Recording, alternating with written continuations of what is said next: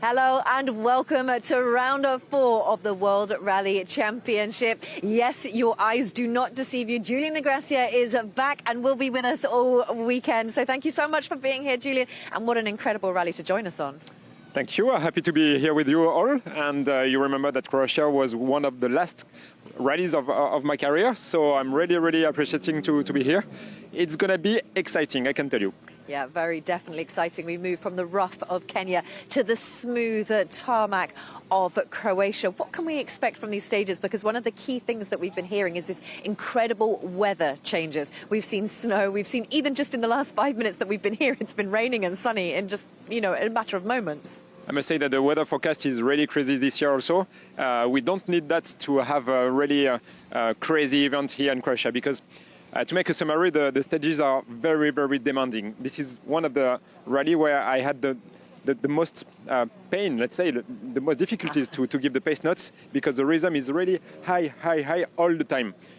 In some stages or some rallies, sometimes you have a long straight or you have few hairpins that are quite slow and you can breathe. Here, you just take one breath at the start of the stage, and then you go until the end. One breath at the beginning and one at the end. Yeah, this is really demanding, and even the rickies, taking the pace note here is really a challenge. So it is going to be an exciting, action-packed weekend, as always. Now, driver lineups changed, as they have been throughout the season already. Like we said, it's round 4. It is moving so fast at this point, and it just gets busier and busier. But back in Hyundai is Andreas Mikkelsen, and back in, well, your old friend, Sebastian Ogier. Yeah, good to see some good old friends, like you say.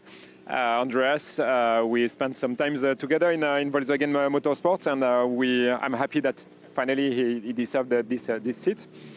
It's not going to be easy for him, I guess. I mean, it's going to be difficult because to come back in the rhythm, to know perfectly how to set up the car here in those conditions where we'll have big cuts, changes of grip on the ground also, that will be really demanding.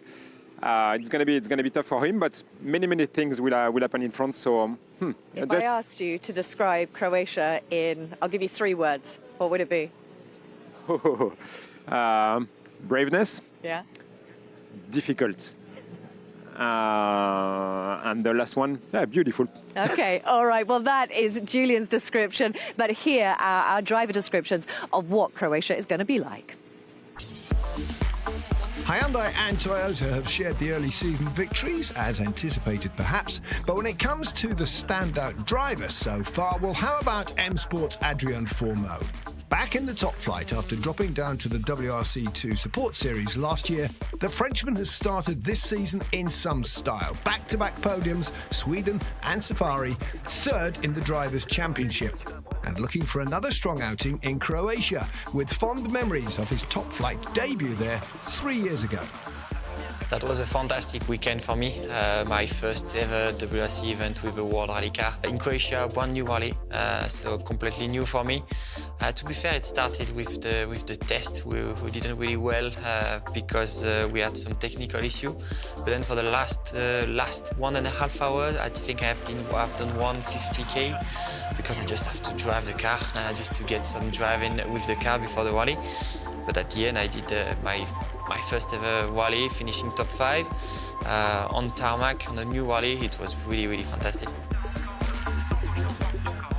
There have been ups and downs since that promising first outing 3 years ago, but through it all, Fourmeau has routinely driven with a smile on his face.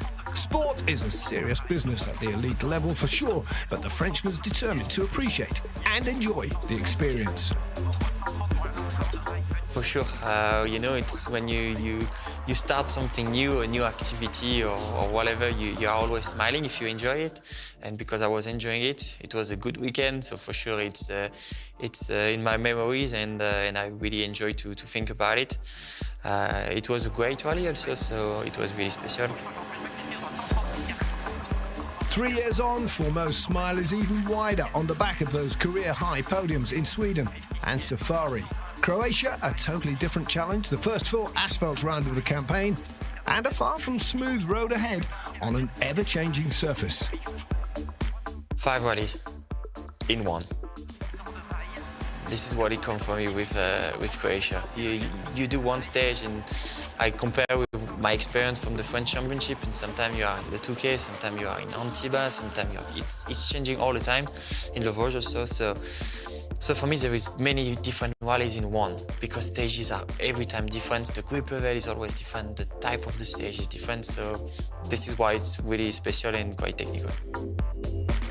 Positive reflections on Croatia for M Sport's Adrian Formeau, mixed memories for Toyota's Elvin Evans. That emotional victory last year dedicated to Craig Breen. Off the podium in 2022, very much on it a year earlier, Croatia's first appearance in the WRC, the Welshman on course for victory until the final corner. A slight miscalculation, conceding victory to teammate Sebastian Ogier by just 0.6 of a second, the third closest finish in WRC history. That's all in the past. The Welshman enjoying a strong start to this year, second in the Drivers' Championship, going into the season's first asphalt rally. It's a very demanding rally. It's a rally with very changeable grip, a lot of different surface changes, and of course with it comes a lot of cutting, a lot of pollution, and therefore it's normally very changeable in terms of grip, and that's always difficult to read. I would say it's a dirty tarmac rally. Really, it's obviously quite bumpy in some parts. So yeah, it's actually not too similar to anything else we have on the calendar, but I guess a resemblance to a sort of wet Monte Carlo, or even bits of Central Europe also. Elvin Evans second in the early season rankings, just 6 points behind pace setter Thierry Neuville after the opening 3 rounds. The Belgian chasing his first win in Croatia, his best result so far, 2 third places. Nonetheless, he's a big fan of the event. I love it. Croatia is a really challenging tarmac event. Has a lot of difficulties, and yeah, I think it's one of the most challenging and demanding tarmac events I have done so far. I would say it's straight or slippy tarmac. Slippy to very slippy, even in the narrow roads. But you can have a mix of everything, and obviously the weather can make it really challenging as well. But whatever dry or wet, yeah, the profile of the roads, the nature of the roads make the driving very difficult. I mean, it's high speed, so you need a lot of precision, it's lots of cutting, and there's a lot of blind corners and quests and jumps. I mean, it's not usual that on a tarmac rally you are 4 wheels off the ground so often. Recent history would suggest Neuville and Hyundai have their work cut out in Croatia. Toyota have dominated since the event joined the calendar 3 years ago. Neuville, of course, won the season opener, Monte Carlo, on tarmac, albeit different conditions, but could that offer some confidence for Croatia?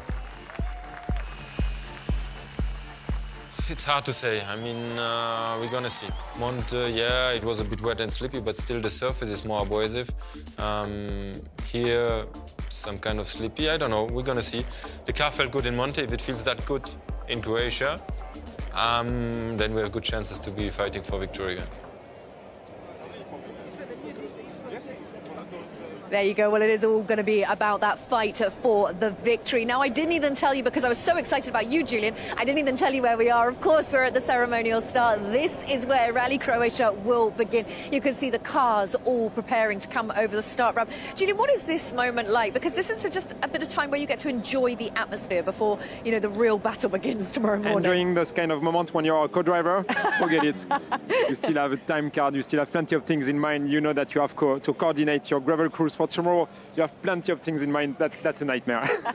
All right, so no time to enjoy it, but we enjoy this moment. We enjoy the ceremonial start of the rally, which will begin very shortly. We've also got to meet the crews with Bex Williams, and then our commentators will be taking you over this start ramp, which signifies the start, as we said, of the rally. But Shakedown already happened this morning. A bit of spice out there this morning. Yeah, and this is quite representative of what will happen. Many changes on the ground, and we have seen that from the first pass to the second pass, positions changed. So a good warm-up for everyone. A good warm-up indeed. Well, a very different warm-up a couple of weeks ago in Kenya. Let's take a look back at what happened at our Safari Rally Kenya. Back on the top step, champagne flying. World champion Kalle Rovanperä enjoying that winning feeling once again on Safari. Missing from Monte, out of the reckoning in Sweden. Here in Africa, the young Finn producing a masterful display to take his second safari success, blowing the opposition away on Friday and avoiding trouble to bring his Yaris R1 home in nearly new, if not showroom condition. And not many could say that after a weekend of high attrition on Kenya's punishing plains. Hyundai arrived in Africa on the back of 2 straight wins, a springboard they hoped for improved fortunes on safari.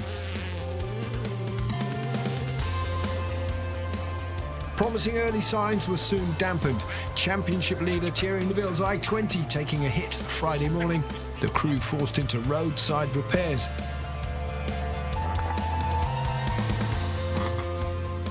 Co-driver Martin Wiedeger, quick thinking, a small branch suitably wrapped would act as a perfect windscreen wiper for the anticipated dust infusion. Goggles at the ready, they made it through the morning loop. By the time they'd reached midday service, Kalle Rovanperä had laid the foundations for victory. 3 straight stage wins, Shakedown, the last of the loop, simply breathtaking. Big jump, though. He is flying. Rovanperä is a man on a mission on Shakedown. What a stage from Rovanperä. Yeah, it's phenomenal stuff. More than 11 seconds quicker than the next best, helping the young Finn to a 15-second lead by Friday lunchtime. All going to plan. Friday morning the plan is to drive fast. It was quite, let's say, good condition stages. And then we had Shakedown like reversed direction, so new notes for everybody. And I know that every time you have new notes, you can do some difference to other people. So the plan is always in the new stages to push hard and try to make a gap, and we could do it. Right behind Rovanperä going into Friday afternoon, the Hyundais of Esa-Pekka Lappi and Oit Tanak. Not for long. Second pass through Loldia, Lappi stopped. Transmission issues, a crushing blow for the Rally Sweden winner. The next stage, geothermal, teammate Tanak taking a big hit. Game over. 2 stages, 2 retirements for the Hyundai squad. There's something about the safari that just doesn't seem to suit.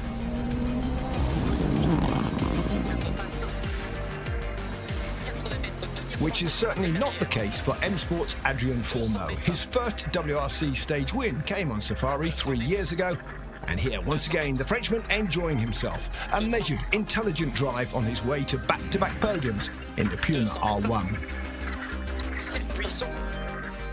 Takamoto Katsuta positively thrives on the African stages. 2 podiums in 3 visits to Kenya, about to become 3 podiums in 4. The Japanese star up to second after Hyundai's problems.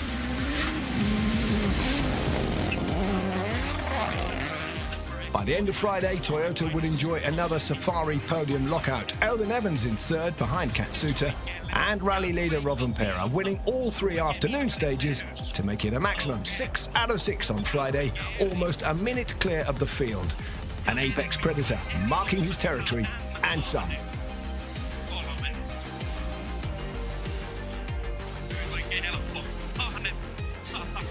I think it was good in some stages, definitely, to be further back, and then some stages I think it doesn't make so big difference in this rally. But yeah, Friday was already really good from us, winning every stage of the day and making a bit of gap in places where we could, where we knew that we can do it basically. So I think it was quite clever driving, being fast all the time and pushing hard when it was needed. So starting from Friday, it was pretty good there. Saturday, more treacherous tracks ahead, stray rocks, lots of them lying in wait to wreak havoc. The opening stage, Soisambu, more problems for Esa-Pekka Lappi, picking up a puncture. M Sport rookie Gregoire Munster showing encouraging pace in the Puma R1, another to take a big hit, rear damage, out for the day.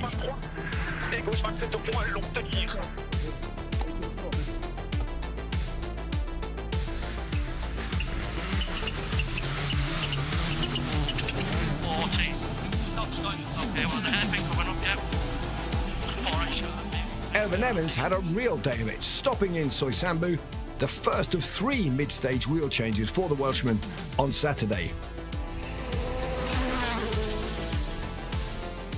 At least Thierry Neuville was back in the hunt, moving up to second, first to pass through the 33 kilometres of Sleeping Warrior, the stage where we'd witnessed torrential rainstorms in recent years. Some cars kitted with safari snorkels in anticipation of cloudbursts in this, the rainy season.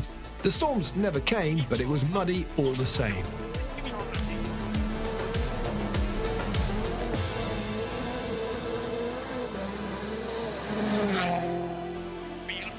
Not that it bothered rally leader Rovanperä, quickest through by almost 25 seconds. Not as easy as he made it look, mind. It's always demanding. You need to guess where is the places. You can just see some guys breaking out of the line, and then you maybe do the same because you don't know the mud is coming. So there is always surprises. I think in this rally you have the most surprises what you can have. There can be rocks and mud and stuff between corners everywhere. So you are just, let's say, hoping that they don't come your way or surprise you too much. And it's all about managing the pace and the risk all the time. And with that, Rovanperä was almost a minute and a half ahead of the field by midday Saturday. Into the afternoon, more problems elsewhere. Thierry Neuville, fuel pump issues, reduced to EV, electric mode. He tried to persevere, but come the end of the stage, he was lost for words.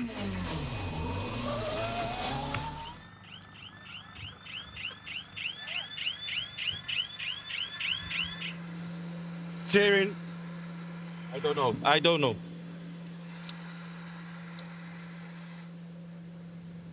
I have nothing to say. Absolutely nothing to say. While all around the opposition were licking their wounds, the leader of the pack was positively purring. The plan was to just keep the driving clean. It was a really tough day, really tricky sections where you could break easily car and the tires. So I was quite happy keeping the car really, let's say, in good condition. Driving was clean all the time. And then again, we did the same plan, that when it was a bit more tough condition or a tricky condition, I tried to push. And again, we could take a bit of time off the others in places where we thought it's possible. So I think it was quite controllable drive the whole day. Simple as that, and with a lead of more than 2 minutes, Rovanperä decided discretion was the better part of valour on Sunday. No high-speed heroics. The champion keeping his head, especially through the opening stage. Milawa, very possibly the roughest of the season. One false move, one stray rock, and an entire weekend's work could easily come to a brutal end, testing even the coolest nerves. Yeah, for sure. It's the most stressful what you can be. If you would be racing, it's clear. You try to be fast and that's it. But in this kind of lead, you just try to avoid the issues. And yeah, like you said, one of the stages where the roughest we have in the whole championship. Basically, the whole stage you drive on top of the rocks. So you can imagine in this kind of condition, you just try to go around everything and you cannot. And you just hope for the best. Rovanperä's considered approach, leaving others to chase Super Sunday bonus points, which turned out to be something of a salvation for the Hyundais. Oitanak setting the pace to take 7 points as the quickest driver overall through Sunday's 6 stages, plus another 4 after a scintillating blast through the power stage, second quickest.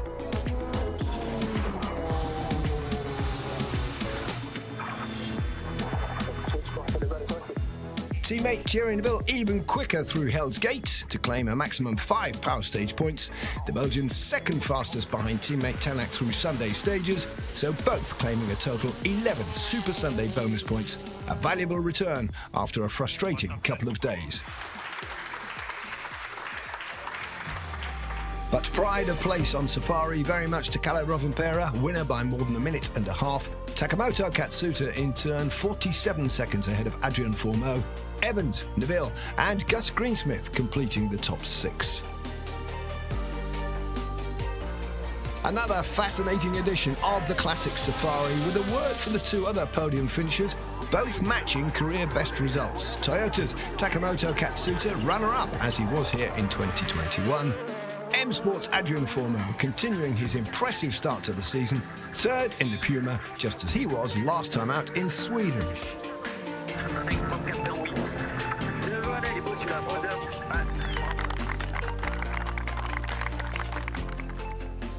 Fourmeau also 3rd in the drivers' standings after 3 rounds. An excellent start to the campaign for the Frenchman. Super Sunday points helping Thierry Neuville stay on top. His lead over Elvin Evans, just 6 points, with Tanak in 4th. Toyota continuing their impressive record on Safari, outscoring Hyundai by 4 points in Africa to take the lead in the Manufacturers' Championship by those 4 points. 131 plays 127. M Sport Ford on 72. So that was the Kenya review for the Rally 1 main contenders. Kalle Rovanperä, Joni Halttunen winning. But for Croatia, it's round 2 of the Junior WRC. Maciek Voda, Championship Manager, joining us.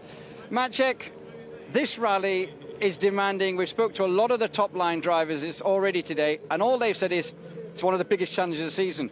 You're firing 17 youngsters into it. What are you expecting?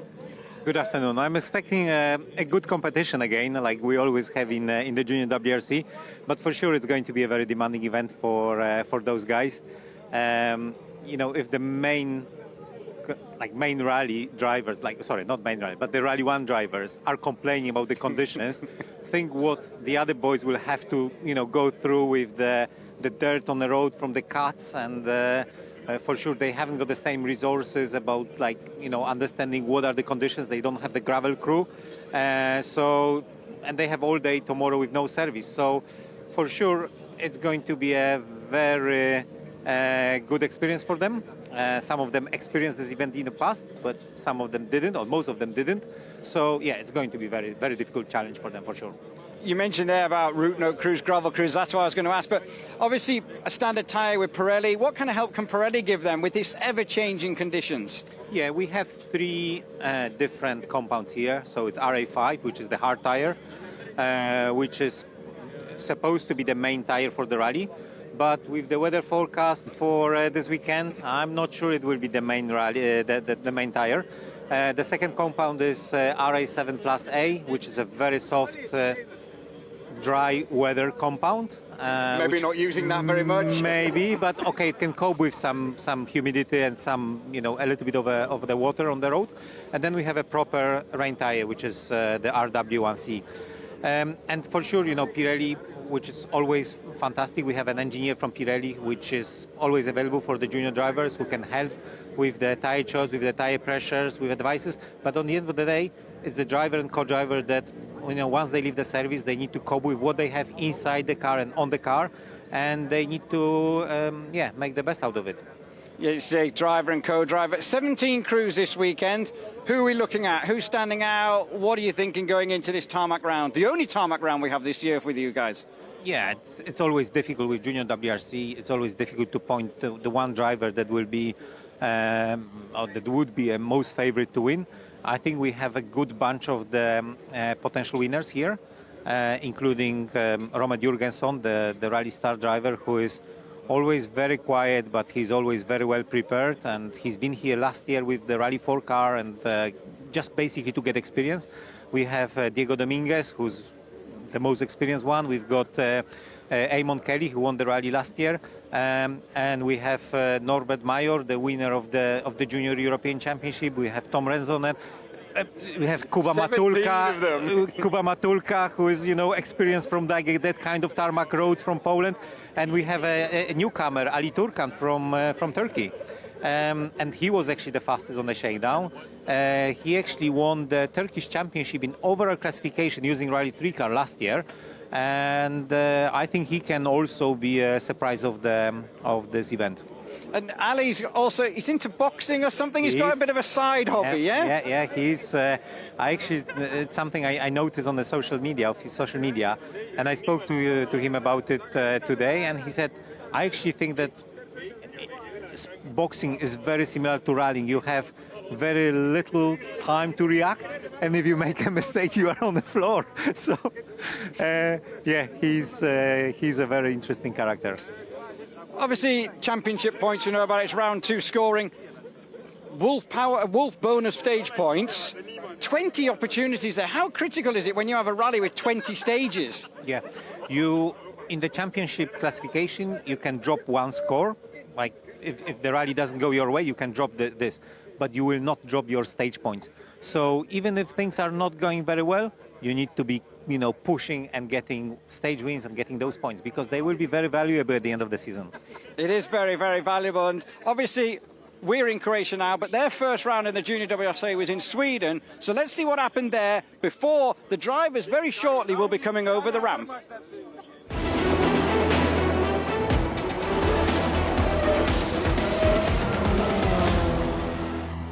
Rally Sweden hosted an eventful season opener for the FIA Junior WRC, but it didn't start well for last season's runner-up, Diego Dominguez, who clipped a snowbank on stage 1 and left the Paraguayan nursing an oil leak. There was a consolation 3 bonus points for Wolf's stage wins, but a damaged radiator ended his frustrating event on Sunday. Jakub Maturka made an eye-catching start with a stage win on Friday morning, only for the Polish talent to roll out dramatically later in the same day. Fabio Schwartz, son of former WRC winner Armin, made an impressive junior debut, running third until a Saturday spin, and a coolant leak then saw the German youngster retire at the end of the second day. Tom Rensenet managed to have a trouble-free event, the Belgian driver, with a consistent run to finish the season's only winter event in 5th place. Raul Hernandez started the rally with a stage win, but Saturday morning saw his fine run unravel. First catching up with the car ahead on the opening stage and then spinning later in the same test. Somehow the 22-year-old fought back to clock up a couple of stage wins, and he would finish the rally in 4th place. Eamon Kelly meanwhile scored good points in Sweden, running in 6th place early on, but the 25-year-old Irishman defied the changeable wintry conditions to climb up to 3rd place by the finish. FIA Rally Star Programme graduate Rome Jurgensen also made an impressive debut. Despite a bonnet opening early on and an overshot junction, the Estonian youngster's consistent pace saw him take 3 Wolf stage win points, and he maintained the pressure on the rally-leading local star. And he was undoubtedly the star of the show. 18-year-old local driver Miller Johansson spun twice in the opening 3 stages, but the Swedish young gun produced an outstanding recovery, winning 8 out of 18 stages to clinch the victory on home soil by almost 50 seconds. Yeah, it's really amazing. We didn't think this when we came here, and the weekend has been great. I just had done 2 driver mistakes, and we have taken back that time, and it just feels so good right now. Johansson, the Swedish teen sensation, claimed a first junior WRC win from Jurgensen. Kelly third, with Hernandez and Rensenet rounding off the top 5.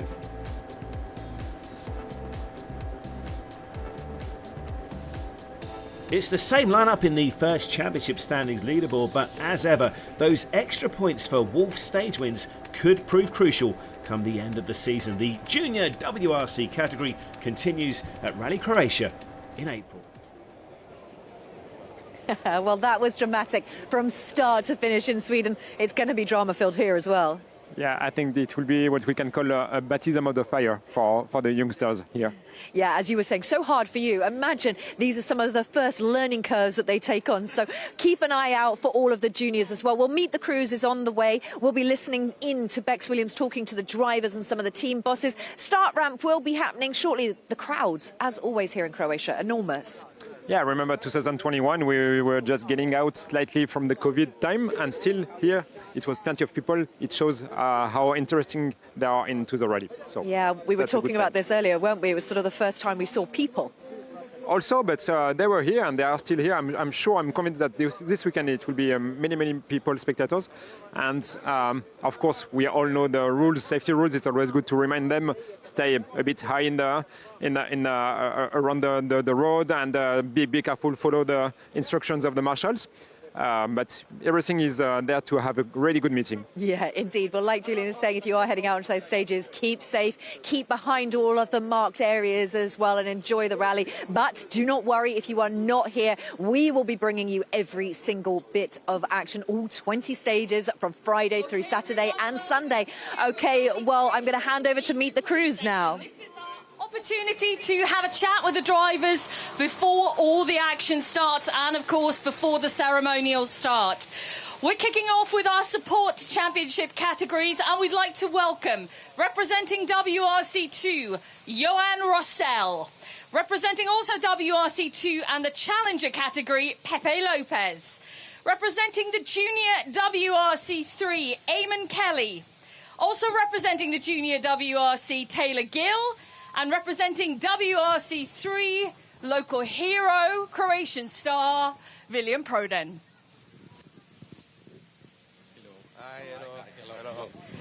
Guys, welcome to you all. You are broadcasting out across All Live right now and our social networks, as well as to the lovely people here at the ceremonial start. Johan, let's start with you, because this rally and you are quite the perfect match. You've had great success over the past few years on the top step of the podium here. What's the plan this time around? Same. No, the plan it's to play for the win, for sure. The car worked very well on tarmac, and I think it's a real opportunity to play for the victory. But the weather, it's not easy here. I love this country, but not easy to have a good anticipation for the setting, for the tire, and for the grip. But it's the same for all, and the plan is to do no mistake after the first day, and let's see what I can do. Like you say, it's easier said than done, and the weather is going to be difficult this weekend. How confident are you when you've got wet tarmac in front of you? I think it's good. The car works very well on wet condition, dry condition. On Monte, it's like similar, no ice, but the grip is low. But yeah, I think it's not easy challenge for sure. The plan is just to take a maximum point. If I win, it's perfect. But if you finish second for the championship, it's not bad. Tomorrow it's a long day without service and. But it's the same for all, and the plan is just to have fun in the car and the result coming. You took the win in Monte Carlo. You had a fantastic battle with the man next to you, Pepe Lopez. Are we going to see that battle again this weekend, do you think? Yes, I think so. When I see the entry list, it's the same name. I think can win this weekend. But it's not a Monte for sure, but the conditions are very, very tricky, and I think tomorrow it's quite good, but not easy stages, very fast with mud and a lot of cut. Let's see what happens tomorrow. Okay, Johan, thank you very much. Pepe, we would love to see another battle like we saw in Monte Carlo. That was brilliant. How are you feeling? Because this is your first time competing in Croatia. It's going to be a tough challenge, yes? Good afternoon. For sure, it will be a tough challenge for us. The stages are also really, really difficult. So let's see what can we do. For sure, we will cook the maximum, because we don't have so much opportunity to show our speed, so we have to take advantage of all the chances we have, and so let's see what can we do, and let's see the weather, how it's going. What have you been doing to get prepared for a rally that you've not been to before? How do you do your preparations? Okay, we tried one rally last 2 weeks ago here in Croatia. I think with another conditions, but it has been useful for us, and then, a small test Monday, just try to go. Exactly, that's the plan this weekend. If you could pass your microphone to the lovely William next to you. Now, we have seen you compete at Rally Croatia many, many times. You are the man who has the secrets to what the weather is going to do this weekend, I feel. We've had some crazy weather this week. There's been snow on the stages, William. What's going to happen this weekend? Yes, good afternoon to all. First of all, I'm pleasure to be here. Yes, the weather is very difficult this weekend. Last 10 years, it's 30 degrees. And when it's WRC in Croatia, it's problem. It's coming snow. I hope that will be okay. A little bit rainy on Saturday. I think that tomorrow will be okay. And the Sunday, we will see, because Kumrovec in rain, it's very hard. Now, you've made the step up to WRC3, to Rally 3. How are you finding that step up? Yes, very good. Last year we stepped in Rally 3 in the Croatian and Slovenian Championship. Yes, we are in very hard. Here it's crazy and fast juniors in our competition, yes. But we will be very funny and very fast. Yeah, we are ready. Whoop. Hold on. Yes, we also doing a rally in Karlovac like Pepe 2 weeks ago, and it's very good. And I hope to have a good race without problem and in better condition like snow. What would you say the most challenging stage is here this weekend? What's the toughest stage? I don't know, maybe tomorrow first. Yes, it's new, it's half new. And yes, first and second in Saturday. And for me, is this Trakošćan very bad, hard special stage. I don't like it. Okay. Yes, but we'll see. Not a fan. Well, let's see how it goes this weekend, William. Thank you very much. Thank you. Okay, let's turn then our attention to the Junior WRC. And I'm going to start with Eamon Kelly, who was last year's winner here in Juniors. Eamon, it's been a year. You're back. It's still as tough as ever here in Croatia. How are you feeling going into it? What's the objective this time around? Yeah, obviously last year we've got very fond memories. We took the win, but listen, it's a different story this year. There's like over double juniors. We got quite fortunate last year. It was a rally of attrition, and luck played a part, and we ended up winning the event. But look, when you've got nearly 20 crews here this year, if you make a mistake, you're near the back, and your rally's pretty much over. So, yeah, it's going to be very, very tricky. There's at least 10 guys that could probably take the win. You know, there's such a strong pace. But, look, that's what makes it so fun and so interesting. When you've got 3 days of mad stages and everybody in the same car, I think that's pretty special. So, yeah, we're feeling good, though. Obviously, coming from Ireland, tarmac is pretty second nature to us. But and wet tarmac is pretty second nature to you as well. Well, I don't know. It's very different out here. It's so slippy. It's like driving on ice at times. But yeah, no, I think not making a mistake will be crucial. But being able to stay consistent and near the top of the timesheets, and again trying to maybe nab the odd stage win here and there. But that would be the key. But it's easier said than done. But look, we just want to go and have fun. That's obviously the best way to honour Craig too after a year. So That's the plan. Just go and have fun, and yeah, make the most of it and enjoy it. No, absolutely. It's nice words, and absolutely, he will be looking down thinking exactly the same thing. Go and have fun out there. You mentioned, you know, what a strong competition lineup it is in juniors this year. You've also got the FIA Rally Star boys joining in the party as well. It is a strong lineup. How do you then deal with that when you are the one trying to get all the points out there, aiming for championship glory? How much do you push on every rally? How much do you have to go near your limit or over it? Yeah, as my man Willie over there says, you have to go as hard as you can for as long as you can. It's yeah, that's really it. You really have to push. If you want a stage win, you really have to get the bit between your teeth and just go for it and think of nothing else.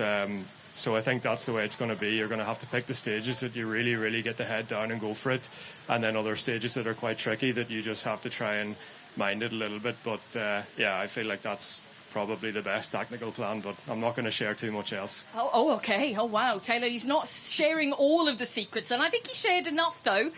What about your approach this weekend on the really demanding tarmac stages here in Croatia? How are you feeling about it all? Yeah, feeling ready. I think it's going to be super challenging, like everyone said. This is only my third tarmac rally, so I'm very much a baby when it comes to tarmac rallying, so a lot to learn this weekend. It is a lot to learn. What have you been doing then to get yourself ready, preparation-wise?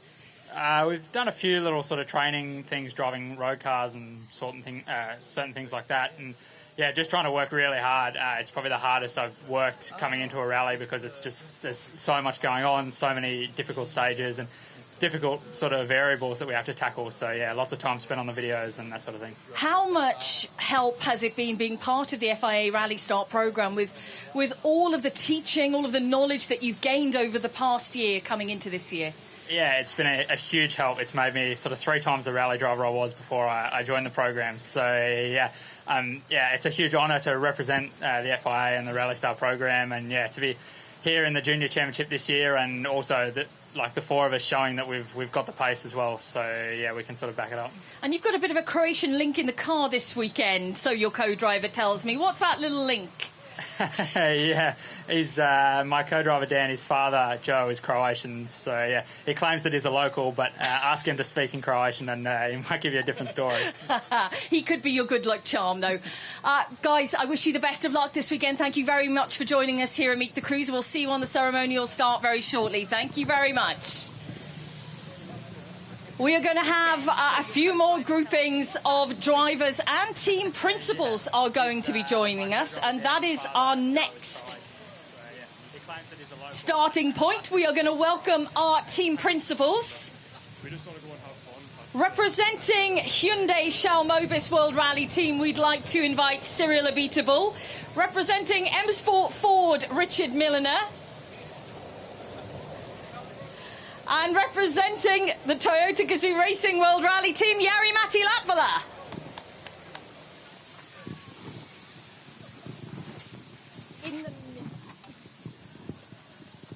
Lovely. Rich, it's so apt that you should sit in the middle seat, because we're going to start with you today. Great. I think you know the reason why we're going to start with you, don't you? Yes. Rich Milner, it's a big weekend for you. The team are in action. Adrian Formeau's looking for his third podium in a row, and it's your birthday on Sunday. How old are we going to be on Sunday, Rich Milner? 1 year older than I am now. And you are how old now? 39. Yari. You're not far away, though. 1 year now. So, have they got anything planned for you? Anything special? Have your rival team bosses got any presents ready for you? No, it'd be nice, but I don't want much. I want to grow old peacefully. That's not going to happen. No, I'm sure. Not with you around. Definitely not. Talk to me about your hopes for the team this weekend, because let's talk about Adrian Formeau first and foremost. What a start to the season he's had. Picked up his first WRC podium in Sweden, then followed it up in Kenya. That was quite incredible. What are the hopes here, though? Yeah, I think we went into the season with a sensible approach of just trying to score consistent points, and we scored 2 podiums, so a fantastic start. But we're back in more of the well-known events now, and I think it won't be as easy as saying let's be consistent throughout the weekend and we should come away with a podium. I think the pace here is going to be incredibly high. It's going to be tricky with the weather.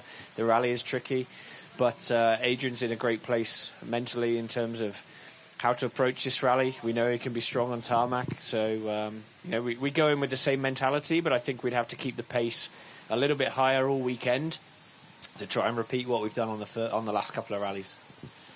And Gregoire Munster, he's been here in the past, but obviously the big step up into Rally 1 this year, and this is a brutal rally right at the front of the field. Yeah, I think every rally for Gregoire is going to be quite tricky this year. There is so much to learn, and every rally being completely different, but he comes in with a positive attitude again. The guy's had good test. He's good in tricky conditions. If it rains over the weekend, which we expect to see some at least, then he's very comfortable in those conditions. But again, like I say, the competition level is so high, it's going to be tricky for him, but the aim is another strong weekend and a good result for the team. Let's turn to Cyril Abiteboul now. Talk to me about this event, because it's been the stronghold of the Toyota team for the past few years. Cyril, are you going to upset that apple cart this weekend?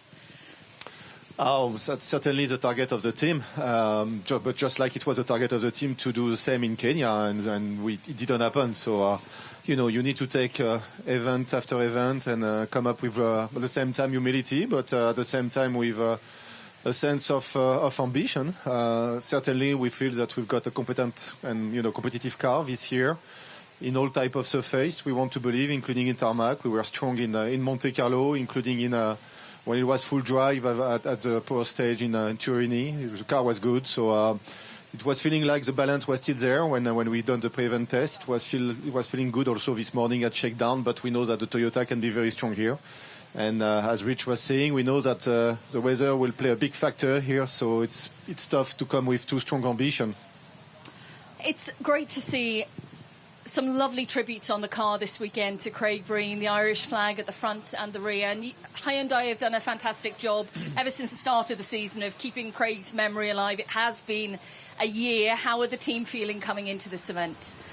Yeah, it's been a year, and does say that time flies, and that's very much part of Craig's, legacy.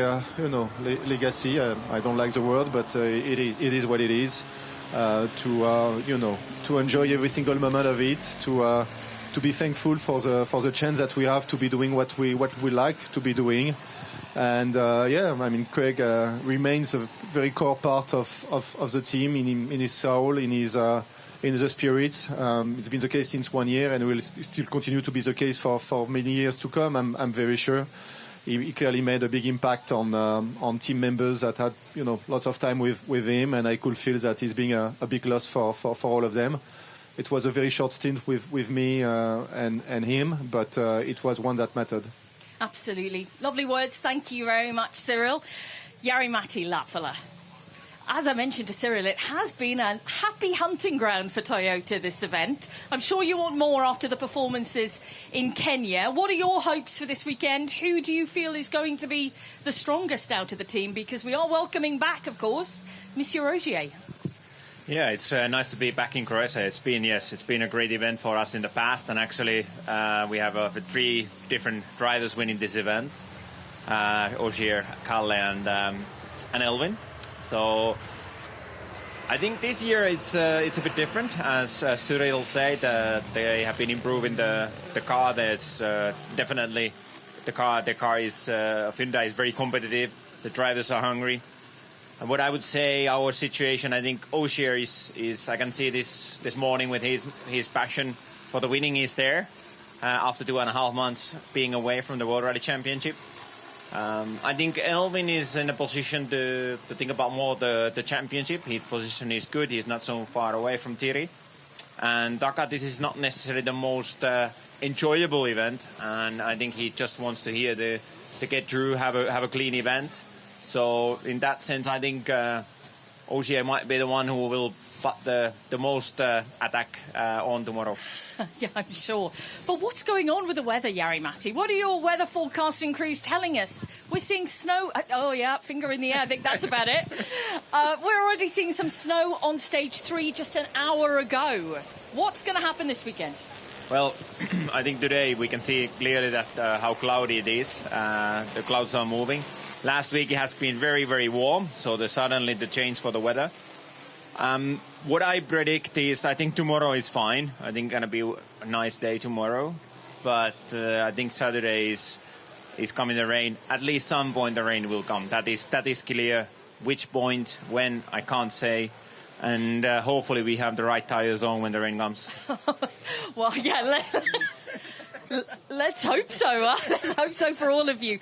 Guys, I wish you the best of luck. Can't wait to see what all of you and the teams can do this weekend. Thank you very much. Rich Milner, Jari-Matti Latvala, Cyril Abiteboul. Thank you, guys. We're going to be welcoming our WRC crews very shortly before we turn our attention, of course, to the ceremonial start. And that'll be kicking off at 6:30. But we would like to welcome now, representing Hyundai Shell Mobis World Rally Team, Andreas Mikkelsen, who is back in action with us this weekend. Also representing Hyundai, we'd like to welcome co-driver Martijn Vidaga, co-driver, of course, to Thierry Neuville. Representing Toyota Gazoo Racing World Rally Team, we'd like to welcome Elvin Evans, and representing M Sport Ford, we would like to welcome Adrien Fourmeau. Hello.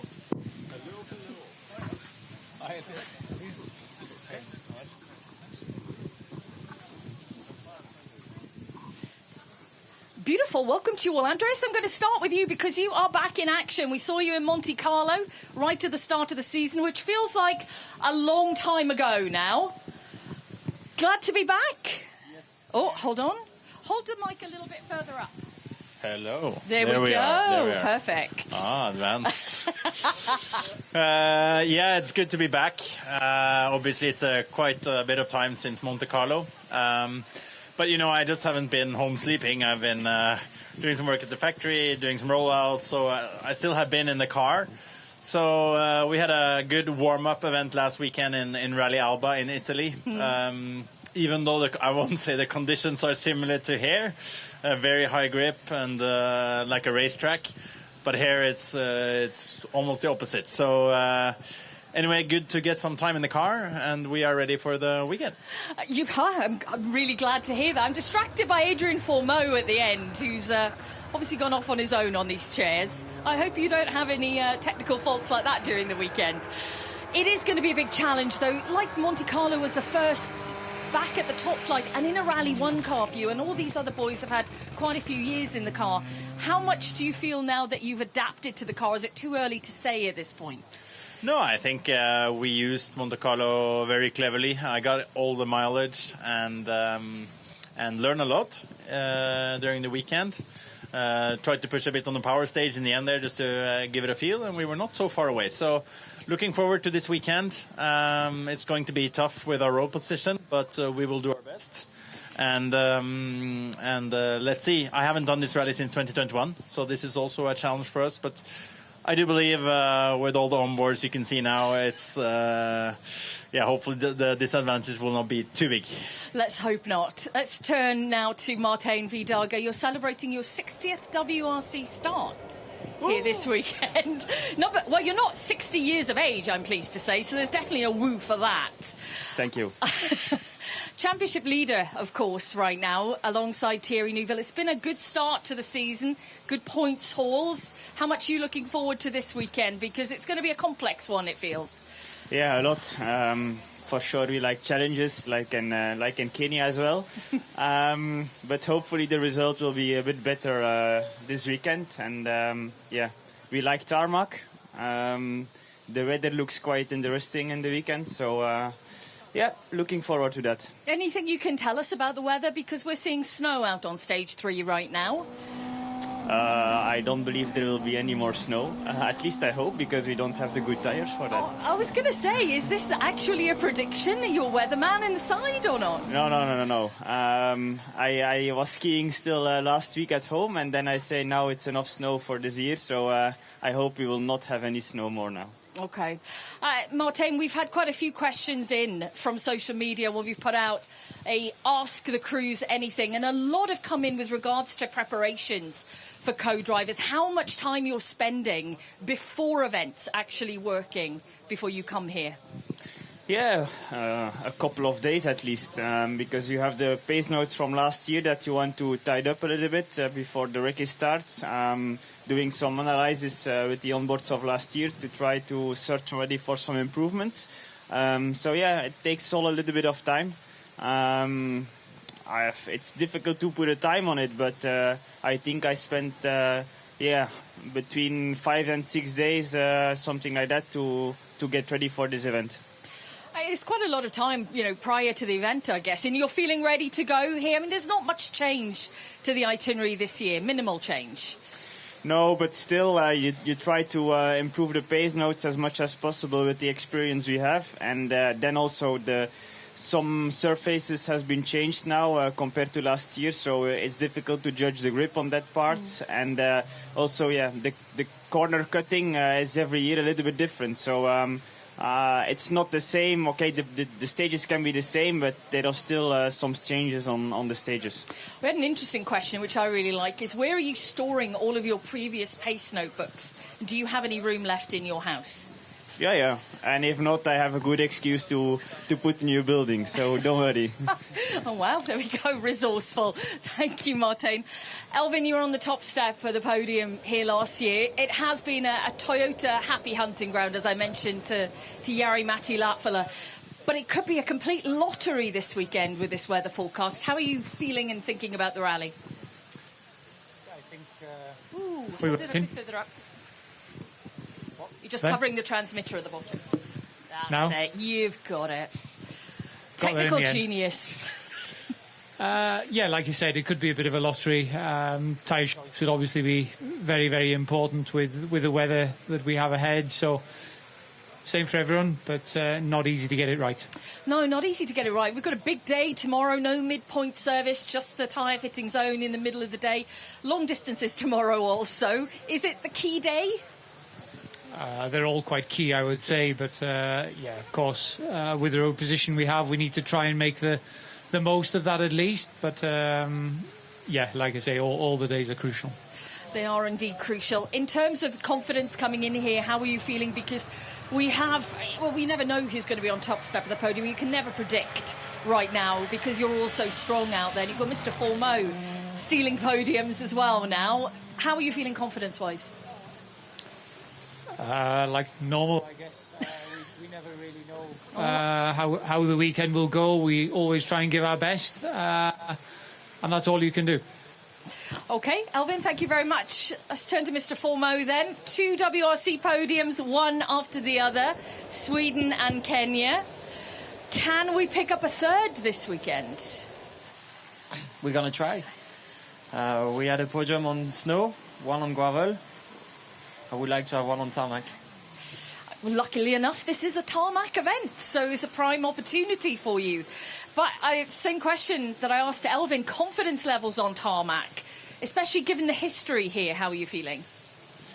Well, the history here, I started my WRC in Croatia in 21, finishing top 5th, so I expect, I hope to do better this time. I've been working for that, so I want to deliver a good result, but it's also really important to get some points also because the gravel events are coming, and I want to stay close to the 2 guys in front and keep the guys away behind me. So it's I know it's a big challenge in here. The roads are really difficult, as you already know, as I already mentioned. So I think Saturday will be the big day of the weekend. So we'll see. So you think Saturday is the key day then? Well, the rain is coming for Saturday, and in the past I think many things were happening during the rain in Croatia, and the rain is coming Saturday, so for me Saturday will be important. OK, we have some, like I mentioned, fan questions coming in, so I'm going to just pop back to Andreas Mikkelsen. Matt Edwards from the UK says he's in a similar kind of situation where he has been in a different class, been at the highest class in rallying and dropped down and come back up. How much are you noticing the difference now, switching from Rally 2, which you were super successful in, to coming back to Rally 1? What are the differences, main differences for you? I think every class is different. From Rally 3 to Rally 2, there's some differences, and there's definitely some differences coming from Rally 2 to Rally 1. But I would say, of course, you have the power difference, but that's not really the main thing. The big thing for me is probably the reaction, how things are happening so quick, and your driver inputs, that they happen directly with the car, while normally in Rally 2 there is always some delays. This is for me the biggest difference. But I mean, you get used to everything. So now I'm very used to WRC, but then if I go back to Rally 2 now, I would struggle, until I get used to that, and then it's always like this. But especially this time, it took a little bit longer than before, because it's many years since I've been in a WRC car, so it's 2019. So, but no, I feel we're here, so you get used to everything. We're going to stay with you for a moment, but then there's a question for all of you, and maybe as well you, Martijn, but you can answer this maybe from a co-driving perspective. Shelley wants to know, out of all the historic cars we have and beautiful rally cars around the world, if you had the choice of any other car to drive but the one that you're driving right now, what would it be? I think it would be nice to have one more drive in the Polo. Yeah? Yeah, I think so. Good answer. I would like to co-drive in Citroën Xara WRC. And then, if I can choose with the greatest of all time, Sebastian Loeb, as a driver. Sorry, Thierry. It was lovely working with you, Martijn. Sorry, this is your last event. Elvin, what about you? Do you want to take Martijn's mic? What about you? I grew up in front-wheel drive, so I've always got a soft spot for the Formula 2 cars. So that on a tarmac rally like Corsica or something like that would be mega. Okay, yeah, that sounds really good, actually. Adrian, what about you? A Ford. Oh, come on, give me more than that. I only drove Ford car, so it's going to be a Ford, but I really would like to try the old school cars, the Group A or Group B. I would like to try it. Which one? Any of one. He's not specific. Great answers, though, guys. Thank you very much, and good luck this weekend. We'll see you on the ceremonial start very shortly. Thank you, guys.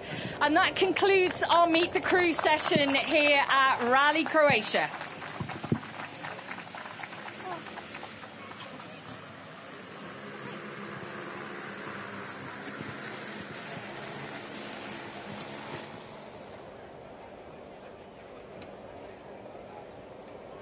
Yeah, so wonderful scenes here in Zagreb, obviously the capital city.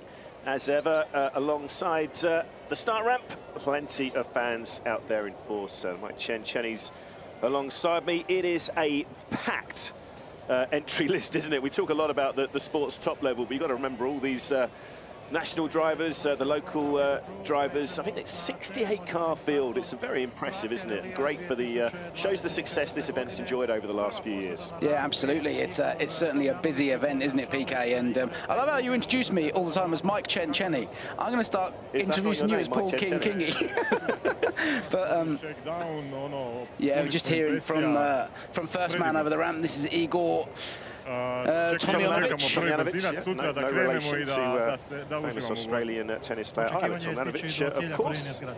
But yeah, it's a great contingent of local drivers we have out there. Bex will be getting over there to the start ramp to speak to our later runners. A little bit of a stroll over from Meet the Crews. Great to hear the thoughts of a few of our protagonists this weekend. And it has been one of these tarmac rallies, hasn't it? It's been given lots of adjective. It's a busy one, isn't it, for all concerned? Oh, crikey, yeah, it's a very, very busy rally. PK, you're absolutely right. You know, there's an awful lot going on. It's very busy for the co-drivers. There's a huge amount of information to get across, particularly those drivers like, for example, Elvin Evans and, you know, those guys who like to have very detailed notes. So very difficult for the co-drivers, very difficult for the drivers and the teams, you know, to judge what tyres to run, what options to go for. And as you said, so many inconsistent grip levels. And there's lots of things to keep people on their toes here in Croatia. So yeah, a busy rally is a good way to describe it.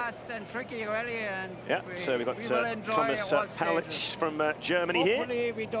Lots of nationalities, as always, represented. Got a hands down as well to the juniors who were having a wonderful chat with Julian and match a little bit earlier on about that packed lineup WRC2 again, looking really fascinating this weekend. And yeah, obviously it's our second technically tarmac round, isn't it? We've had some real classics, haven't we, with the Monty and the snow of Sweden, then of course the gravel of Kenya just a few weeks ago, and this is now when we get into the European heartland and the fun really does get going. And it's great to get them back out on the tarmac. We don't have so many asphalt rallies these days.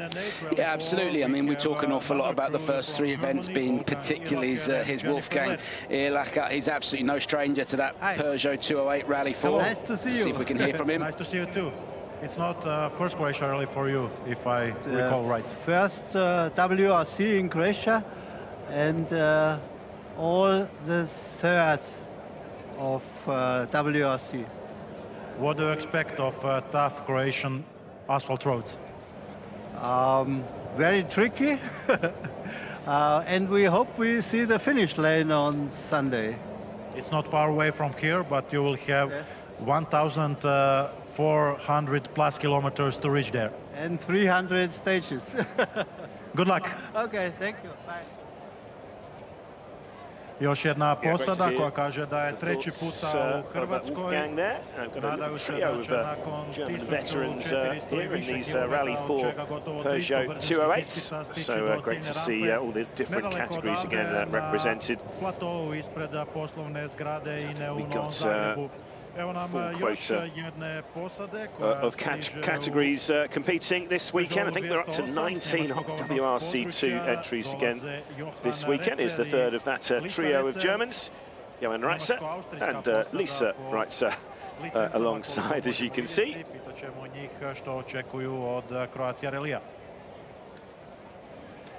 Hello and welcome. Can you share your thoughts with us? What are your expectations of Croatia Rally 2024? Our goal is to finish the rally. Everything else with the old car is not possible, so finish the rally on Sunday on this stage and everything is okay. We did hear from the big guys in hybrid cars saying the stages are tricky. Can you agree with them? Absolutely. Tricky stages. I hope it would be dry, but I think it would be wet, and then it's more than tricky. Dankeschön, viel Glück und viel Spaß. Dankeschön. Did just have to check. It's a husband and wife team, that one, and we talk about the co-driving partnership being often like a marriage, and theirs is quite literally a marriage. So there you go. Yeah, nice way to spend the weekend, I suppose. You know, husband and wife going for a bit of a spin through the Croatian countryside. I wonder if there'll be any rows in that car. Yeah, let's hope he gets safely through the weekend. Another of our big contingent of local drivers, Igor Mandic.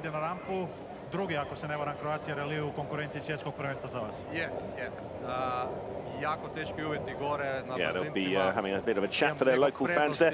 Yeah, we were talking a lot about the weather already, haven't we? We heard the thoughts of Jari-Matti Latvala, a few different opinions, but maybe something coming in over the weekend. We saw a lot of rain actually last night. Yeah, look, it's one of those events. I'm sure, you know, rain is forecast. I think hopefully Friday will be dry, but Saturday, Sunday, I think rain is forecast. And the thing is with this place when it's wet is the grip levels are so inconsistent because you get different kinds of tarmac. So you get a shiny tarmac, and then you get that kind of high friction stuff, and then you just get other areas where you get lots of pockets of water and standing puddles. So aquaplaning becomes a bit of an issue. I'm not a fan of this place in the wet, to be perfectly honest with you, because the grip levels are like ice in some places. So for the most part, I hope it stays dry. But yeah, there is rain forecast. And look, even if it stays dry, PK, that one of the key things about this place is even underneath the trees, it holds the damp. So you could be dry for the majority of the stage and then get to a little point where it's quite wet, and again it becomes quite difficult to judge the grip levels. And those again are one of the key and unique things about coming rallying here in Croatia. Maglisic. We'll do some of these local names. Very good pronunciation. Nailed it. Well, got just about there. Yeah, it's a fascinating one, isn't it? And of course, tyre choice then really comes into play. Don't forget that incredible run from Kalle Rovanperä on the wrong tyres a couple of years back when he took his victory from Tanak by about 6 seconds that year. Yeah, they're going to be having another challenge in Croatia. I mean, that's the other indicator, isn't it, that we love about this event, is those incredible battles over the years. The famous one, of course, being that between Elvin Evans, another one of Elvin's battles, unfortunately, that he lost that one the first time he came here against Seb Ogier. Yeah, kind of dropped it at the final hurdle on the power stage, didn't he? Just ran wide towards the end of the power stage and dropped a bit of time. But just coming back to what you're saying about tyres, you know, I think one of the things that we will see across the weekend is a mixture between who's opting to run the soft and the hard tyre. If there is that crossover period, you know, that's when it starts to get a little bit tricky. You know, maybe we'll see Thierry Neuville running the hard tyre, but for somebody who's running a bit further down, because the mud and everything gets pulled out onto the road from the cars that are running through, maybe we'll start to see them opting to bolt a soft tyre on. So yeah, I mean, tyre strategy is key here, and you know, obviously they have the option between full wet if it's wet, if it's obviously very wet out there, and then a soft and a hard. So I think we will start to see certainly people taking a mix of hards and softs out to the stages. Yeah, absolutely. Going to be a fascinating one to watch. We get a feel of our local drivers again. Thomas Sravatin out here. This is a big group of Rally 4 runners here. A lot of different makes here. We've got the Ford Fiesta, Peugeot 208 we've seen already. Opel Corsa. Great to see all these different manufacturers represented again up and down the different pyramids that we see here in rallying. And it's always the way, isn't it, when we get into these first big European weekends and everyone's been sort of watching on as we've travelled through the snow, and then Africa, and then, as I mentioned, 68-car entry. Yeah, everybody wants to come out and play, don't they? Yeah. And that's, yeah, again, it is an enormous field of cars here across various different types of machinery, so great to see. And obviously we'll be ending the opening ceremony this evening with the Rally 1 machinery coming over. And yeah, just looking at Shakedown this morning as well, those Hyundais, they did look quick. Be interesting to see how they get on. I think in the dry, the car looked very very pointy, and I mean that in a good way. It looked like the drivers were able to place it exactly where they wanted to. But, you know, will they be able to make it work in the wet weather? Let's wait and see. I think Thierry Neuville remains based on road position and the fact that we know he's quick on tarmac. I think Thierry Neuville will be the favourite for me this weekend. Yeah, and they've got a point to prove as well, haven't they, Hyundai? It's been very much Toyota territory over the last few years. So, yeah, they've really got to prove the hard work. They have been working really hard on that I-20, haven't they, in the off-season? Yeah, a lot of positive changes to that car, and they've made it lighter. They've managed to get some weight out of it, which is great because you're able to then ballast the car, and you can put weight where you want it as well, and that's the key thing. So, normally you'd be able to see on the sump guard is where you'd want to put that weight as low down as possible and as central as possible. It all aids the centre of gravity of the car and the general stability of the car. But being able to move weight around is definitely an advantage, and of course they've strengthened the prop shaft as well. But as you say, it is prime Toyota territory. 2021 with Sebastian Ogier, 22 Kalle Rovanperä, and in 2023 Elfyn Evans won the rally. So it's been Toyota, for the last 3 years. So yeah, let's see if Hyundai can spoil the party this year, PK. Yeah, absolutely. And of course, last time out in Kenya as well, it's been another frustrating weekend for them in Africa. I mean, they've had a wonderful start to the season. Let's not forget that, with Thierry Neuville leading the championship. It's getting very close and interesting already in the Manufacturers' Championship. But wonderful start we've been talking about for Adrien Fourmeau over at M Sport as well. So all the teams have got things to boast about so far this season. Timo Wiegert now of Germany. He's driving another of these Peugeot 208 Rally 4 machines. And we'll be a few cars away now from our juniors. Let's see if we can get an English chat here. Ja, wir wollen die Rallye genießen und hoffentlich keine Fehler machen, keinen Plattfuß und die Atmosphäre in Kroatien gerne mitnehmen. Was sagen Sie für Spezialprüfungen? Ja, es sind sehr schöne Prüfungen, sehr abwechslungsreich und ja, wir hoffen, dass wir fehlerfrei durchkommen. Alles gut auf Shakedown? Ja, alles gut, 3 clean runs und all okay. Thank you. There we go. Clean run in Shakedown then. What about the rest of it, PK? German's not that strong. What a lovely, beautiful evening out here now, isn't it, here in Zagreb? We're just on the outskirts of the excellent change of subject there. You've gone to the weather. You've gone to the weather. But no, just saying that the location is really quite terrific here. We are just a mile or two away from the historic heart of Zagreb. It's a beautiful part of the world, and wonderful stages out there as well. Went out to the Shakedown stage this morning, and yeah, the fans really are going to be again a talking point. I think it's 300,000 fans they've had over the last 2 years. So and Matteo Fontana now of Italy again in the Peugeot. Yeah, the fans really love it here. And just talking of the weather, it is so changeable. You can see all those mountains in the background. It draws in the weather and it kind of falls off the mountain ridge, if you like. So we do see an awful lot of different weather conditions. I think this year we will be trickier with the condition, but we will see. Thank you very much. Have fun, and hopefully we will see you at the finish podium. Thank you so much. Yeah, have fun. That is the order of the day. And yes, just remains to be seen what that weather does do. It's got very chilly this evening. I mean, it's been one of those days when we've had a little bit of everything, absolutely roasting at times out there in the sunshine, but it really does dip once that sun drops away behind those mountains you mentioned. So, yeah, going to be fascinating 3 days ahead as the formalities get underway here in Zagreb. To another Slovenian now in Boris Kozek. Olimpijska. Kao biti u sudjelovanje I završiti. Great to see Slovenia. That's a nation we don't see so often in the World Championship. So we really do have people from all over the world. We've got every corner of the world represented in the junior category. We're going to be seeing in a couple of minutes' time the first of our junior runners shortly.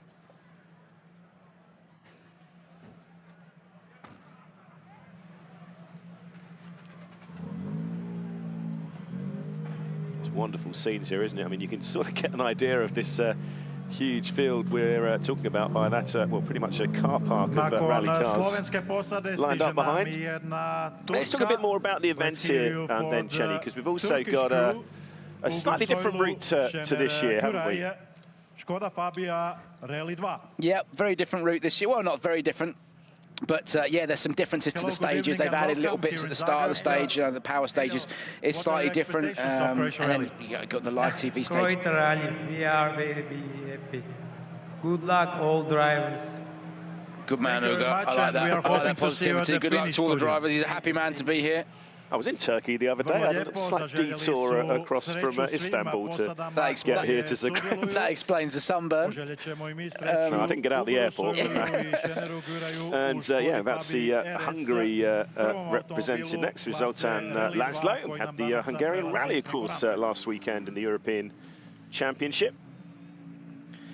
But yeah, slightly different routes. Just, it's, you know, on the whole, it's sort of the same as we've seen previously. There's been little changes, just subtle changes to the start and end of stages, you know. But on the whole, it's sort of a similar route to what we've seen in the past, and that's actually a good thing because, you know, there's some consistency for the drivers and for the co-drivers, and I think that's important, particularly on an event like this. Óriási élmény újra itt versenyezni ebben a gyönyörű szép országban, és szeretnénk, hogyha a magyar szurkolók azért szurkolnának nekünk is, és szeretnénk mindenképp a célba érkezni. Thank you very much and good luck. Hopefully we will see your crew at the Translated to, ceremony. if the junction's empty, give her plenty. That's basically what he just said there, PK, in Hungarian. Yeah, it's a very specific event. Oh, there's Bex just making her way onto the start ramp. Now the fun can really begin. As we start moving into our WRC, Junior WRC Rally 3 machines coming up in one more car's time. Just have Williams Zanotto from Italy. There he is.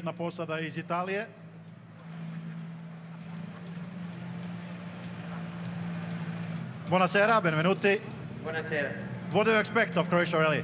What? What do you expect of Croatia Rally? My first in this rally, my first time, and it's beautiful and emotion. Okay, and the special stage is very beautiful, difficult, and try our best. We wish you all the best and good luck. Very difficult, Williams. He's set for a baptism of fire this weekend, that man. First time in Croatia, special place to come rallying. But yeah, for me, PK, this is the tough, particularly after the reasonably consistent conditions we saw in Monte Carlo. This is the toughest sealed surface event on the calendar. There's no question about it. So many opportunities to make a mistake, to get something wrong. And if you do, you clout something, you hit something, you damage the car. So, you know, when you take the stages like that, there's so many blind crests. Again, massive cuts, which makes things just that little bit more difficult. I really do think that, you know, if you've not been here before and you haven't got the experience, it really is a big baptism of fire. Yeah, absolutely. As you can hear from Bex, here is the first of our juniors. How are you feeling? I'm super excited, very tricky and very enjoyable rally as I see, but there is unfortunate weather and we can't predict what's going to happen. And as I saw from last year's, crazy rally spectators every corner, so I expect to have a lot of fun without any trouble, I hope. It's going to be a great weekend out there. Good luck. Thank you. Yeah, it's quite interesting actually, Chenny. A lot of these youngsters have done the Quattro River Rally in Karlovac earlier this month, and that man you just saw there, Ali Turkan, actually won his class and finished 4th overall. Yeah, look, I think at this level of the sport, and we say this level of the sport, the Junior WRC is so well fielded this year. You know, it's really, really ultra competitive, and this is the future of the sport. But it's all about seat time. Get as much seat time as you can. So that's a good thing to go rallying. I read that completely wrong. It was actually Jurgensen who won the Karlovac Rally. Turkan just finished just behind. Huge rally here, big expectations, I'm sure, but a lot of great drivers in the Junior Championship. What's your plan this weekend? Yeah, for sure, it's good competition in Junior, so yeah, we will just take the kilometers home. It's first time here in Croatia, so it's a difficult rally, so we'll have to manage to have a good speed and finish the rally. Good luck out there this weekend, Bruno. Thank you. Yeah, obviously the Balassia brothers now well known to us, aren't they? Good to see Bruno then stepping back a little bit now, just to get that better experience in the Rally 3 Fiesta there. Yeah, look, I think it's good as well that you know, the Junior WRC is coming to Croatia, because it's such a learning opportunity here. You know, there's no other rally on the calendar that offers this kind of complexity so far as the roads, the off camber, the cutting, all that kind of stuff, and then again the weather conditions. So yeah, I think it's a really great learning opportunity for all of these junior drivers, and I think it's very deliberate that that Croatia has been included as part of the calendar. And yeah, I think the mechanics within the Junior WRC Championship will be fairly busy this year, no question. Huge weekend ahead out there. How excited are you to get things started? Yeah, hello everyone. It's beautiful to be here for sure. Beautiful stages, and we have to build the confidence step by step, but we are feeling so good. For sure, thank you to the team, and thank you to all the mechanics, thank you to all the people that are supporting us. Yeah, we are feeling so good. How much has your Rally Star experience so far helped you coming into this weekend? It's well, I can even say all, because we have so many people behind of us supporting us. But the experience we did last year in these 6 national rallies for sure make us feel more comfortable. Being on a world championship is hard, but well, we have to build it step by step. You'll have a brilliant weekend. Good luck out there. Thank you very much. Yeah, as Bex mentioned, part of the FIA Rally Star program is Caparo. We were just chatting before, weren't we, about what a wonderful opportunity for these guys to come through, and that initiative from the FIA really to pluck these guys out of nowhere. It's quite remarkable, isn't it, for them? Yeah, great initiative, and you know, with support from the FIA, it's you know, it's so important to be able to be out looking for young talent. It's the future. These guys are the future of our sport. So yeah, there's a name you'll recognise, Fabio Schwartz, son of Armin. What a challenge Rally Croatia is going to be, Fabio. How much experience do you have on tarmac in comparison to gravel? I did an event last year, and I think it showed as well the past and last year that it's really tricky. Rally has a lot to offer, so I think we need to get good points this weekend, and for that reason try to be a bit more smart and have a good drive. But for sure, pace in the Junior WRC is so high, so you need to go quick. Great to be part of the Junior WRC this year. Yeah, it's a great feeling, so much competition, but I think that just pushes you to another level, and it's the best to fight against the best drivers, so that's how you grow, and that's where we want to go. Great answer, good luck.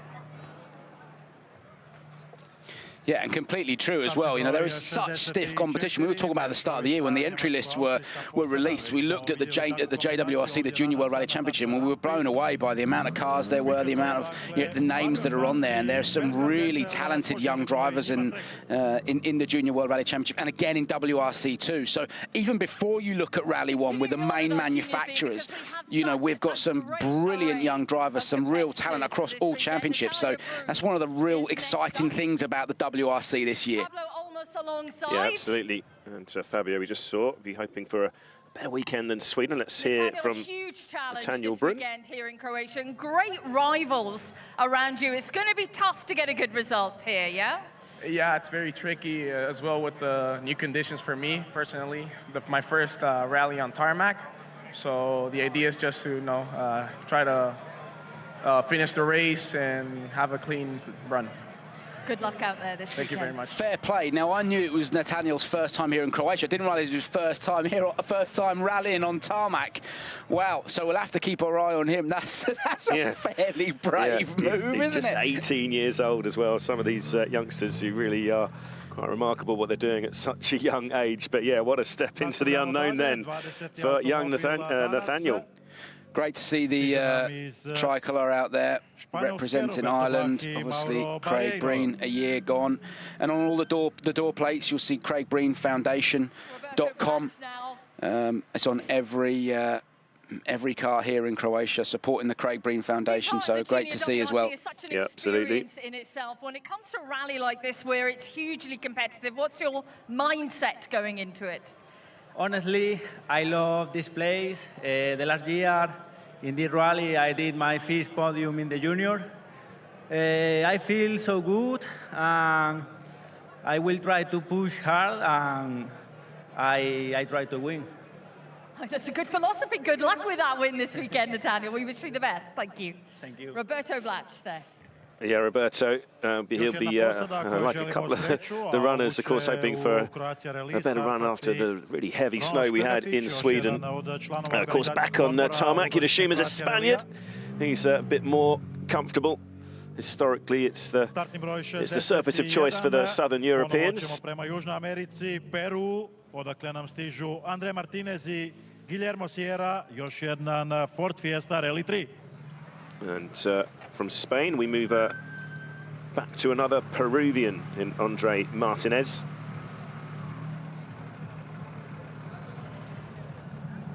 Andre's a big smile on your face. It's going to be a long weekend ahead and a tough challenge on tarmac. Are you ready for it? Yes, first of all, I'm happy to see so many here. So many people here, and as you said, it's a very complicated rally, but we'll try to do our best, survive, and score good times. Great stuff. Thank you very much. Thank you. Yeah, that's going to be the target then for the weekend. And now we move to Poland now with Jakub Matulka, 23 years old.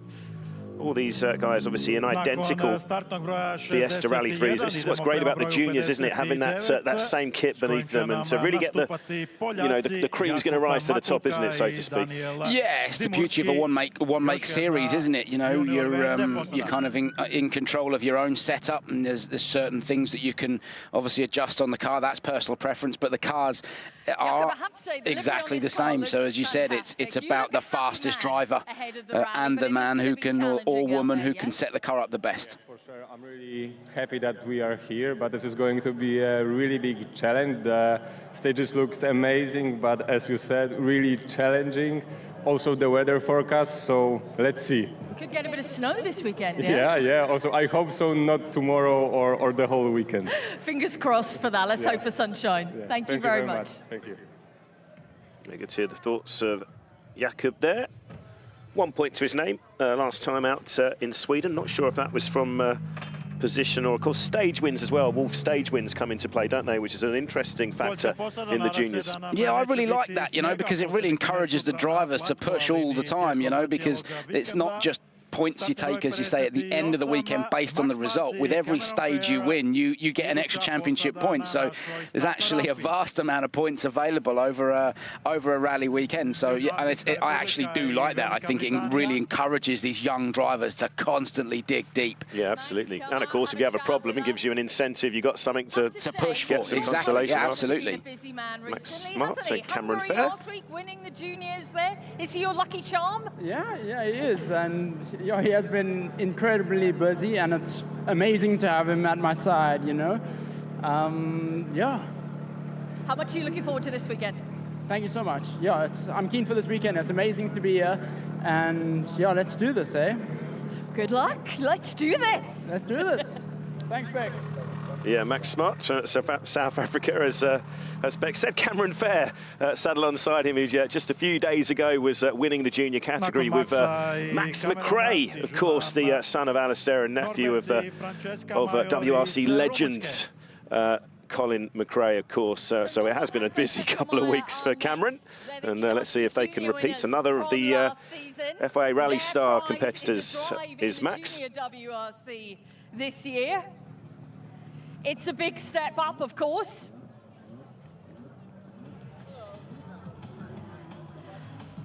Norbert, it's great to see you. Talk to me about the big step up. Juniors last year in the ERC, you both champions. Coming here for the prize drive this season. How's it going? Yeah, it's a big step. Everyone knows this. Also, us, we are experienced new rallies, new stages, and it's amazing to be here, to have this opportunity to do some WRC events. It's something special, and we are trying to enjoy every single moment here. Enjoy it. Thank you. That's pretty cool as well, like Norbert's being co-driven by his sister, Francesca. Yeah. I was just going to say, we talked about having your wife alongside you. I'm not sure I'd want my sister anywhere near sitting alongside me in a rally car, but there you go. It's it's nice though, isn't it? It's great. It's a family affair, and I think that's quite cool. And you know, you've obviously got that really good relationship as you know with as a brother and sister. Yeah. And she'll be keeping Norbert firmly in check over the weekend, I'm sure. So great to see Norbert and Francesca getting stuck in. And as Bex mentioned, of course, winning the ERC Juniors last year, which has given them, I should say, the opportunity. As we move over to Taylor Gill now from Australia. Taylor, we just spoke at Meet the Cruise, and I'm really tempted to get Daniel over here to try and speak some Croatian, seeing as his dad is Croatian, but he's not happy with that, I don't think. Tell us again how you're feeling ahead of this weekend. Who's your biggest rival in juniors this weekend, do you think? Ooh, it's hard to say, to be honest. Obviously, we're looking at the other Rally Star crews, but yeah, there's so many competitive people here that it'll be really, really difficult to see where we stack up. Where are you aiming for, would you say? The finish line. Yeah, I don't know. It's hard to say. Yeah, if we could be in the top 10, that'd be a good result. Top 5 would be even better, but we'll see. Good luck out there. Thanks. Yeah, he's been very honest in the build-up, Chenny, talking about, how does he describe it? He's very much a baby at tarmac rallying, so another one who's going to have a real baptism of fire this weekend on one of the toughest sealed surface events we have in our sport. Yeah, absolutely. You know, most of his time spent on gravel, but look, I think it's a good thing. You know, this is what the Junior WRC is all about. It's about coming and learning and getting experience, and I think the key thing for Taylor this weekend is to make sure he doesn't drop the car early, doesn't bend the car early. It's all about getting seat time. So yeah, even if you're dropping time in the stages, the main thing is about keeping it on the stage, getting that all-important seat time. Are you confident? Oh, we're really ready for this good event. I really like it. Roads were really tricky, and I hope it will be good. I'm sure it will be. Let's hope the sun is shining, yes? Yes. But rain also good. How confident are you in the rain? Rain, I think it's okay. Great. Well, there you go. There's confidence from Peter there, 28 years old from Kazakhstan. He was quick in Shakedown. He shared the fastest time with Turkan. Both those guys set a time of 2 minutes, 10.9 seconds. So yeah, that'll give them confidence as well. It is only Shakedown, and nobody wants to throw the car off and bend it and damage it in Shakedown. We've seen it happen in the past. So nobody's actually at full 10 tenths, but it gives you confidence when you see your name at the top of the leaderboard, even if it is just through Shakedown. You go into the next day going, look, I know I'm there or thereabouts pace-wise. Yeah, Diego Dominguez now, well known. Diego, it's fantastic to have you as part of the Junior Championship, and there's going to be brilliant rivalry out there this weekend. What, though, for you, would you say is the key day of the rally? What's the toughest out there? Well, first of all, hi to everyone, and yeah, for sure it's going to be a very difficult rally, very demanding, very tricky, so maybe just keeping the car on the road will be the most important thing. I think it will be wise words, Diego. Good luck. Thank you. Yeah, in case in point with Diego, Chenny, he had that difficult start to the weekend in Sweden, but then he did manage to come back and manage to notch up a few stage wins with those Wolf stage points. And as you say, it really does give especially these young guys, when it's very expensive, isn't it, to come into this sport, especially at a young age, and you've still got targets out there all the way through the weekend. Yeah, absolutely. And again, I think that's one of the great things about, being able to score points in the stages. Like I said, if you've had a disaster on stage 5 and you were only able to score points based on rally result, well, that's kind of your weekend over. But instead, you can go out, get the hammer down and start slapping in hot stage times and picking up points that way. So yeah, again, a great initiative, something that's been really well thought through as part of the Junior Championship. This weekend, I think it's going to be a challenging weekend, like always in Croatia, but it's always nice to be here, the atmosphere, and I love Ceremonial. It's like the same in Belgium, I hope to be on the podium at the end of the rally. So that is the target. Big target this weekend. Tough rivals around you. Yes, but I always want to be to the podium, so yeah, we will see. It's the way you have to aim. Good luck. Thank you. Yeah, Tom had quite a lively outing, didn't he, last time out in Sweden? 5th place in the end for the man from Belgium. And again, another driver from that nation who really should be expecting to do big things and sounding quite confident now he's back on his favoured surface. Yeah, he did well in Sweden, didn't he? Like, we were all quite surprised by the pace that he showed. Good natural pace, you know, on the snow and ice of Sweden. But again, as you say, this is more the surface that he would prefer to be on. So, yeah, the trick is just not getting caught out by these stages, because there are a lot of opportunities to get caught out here. Sounding pretty confident. What about you? I'm very happy. The rally Croatia is very difficult. The tarmac is no good grip, but it's okay. But the important is more experience in tarmac. Absolutely. Get all the experience you can, Raul. Thank you very much. Thank you.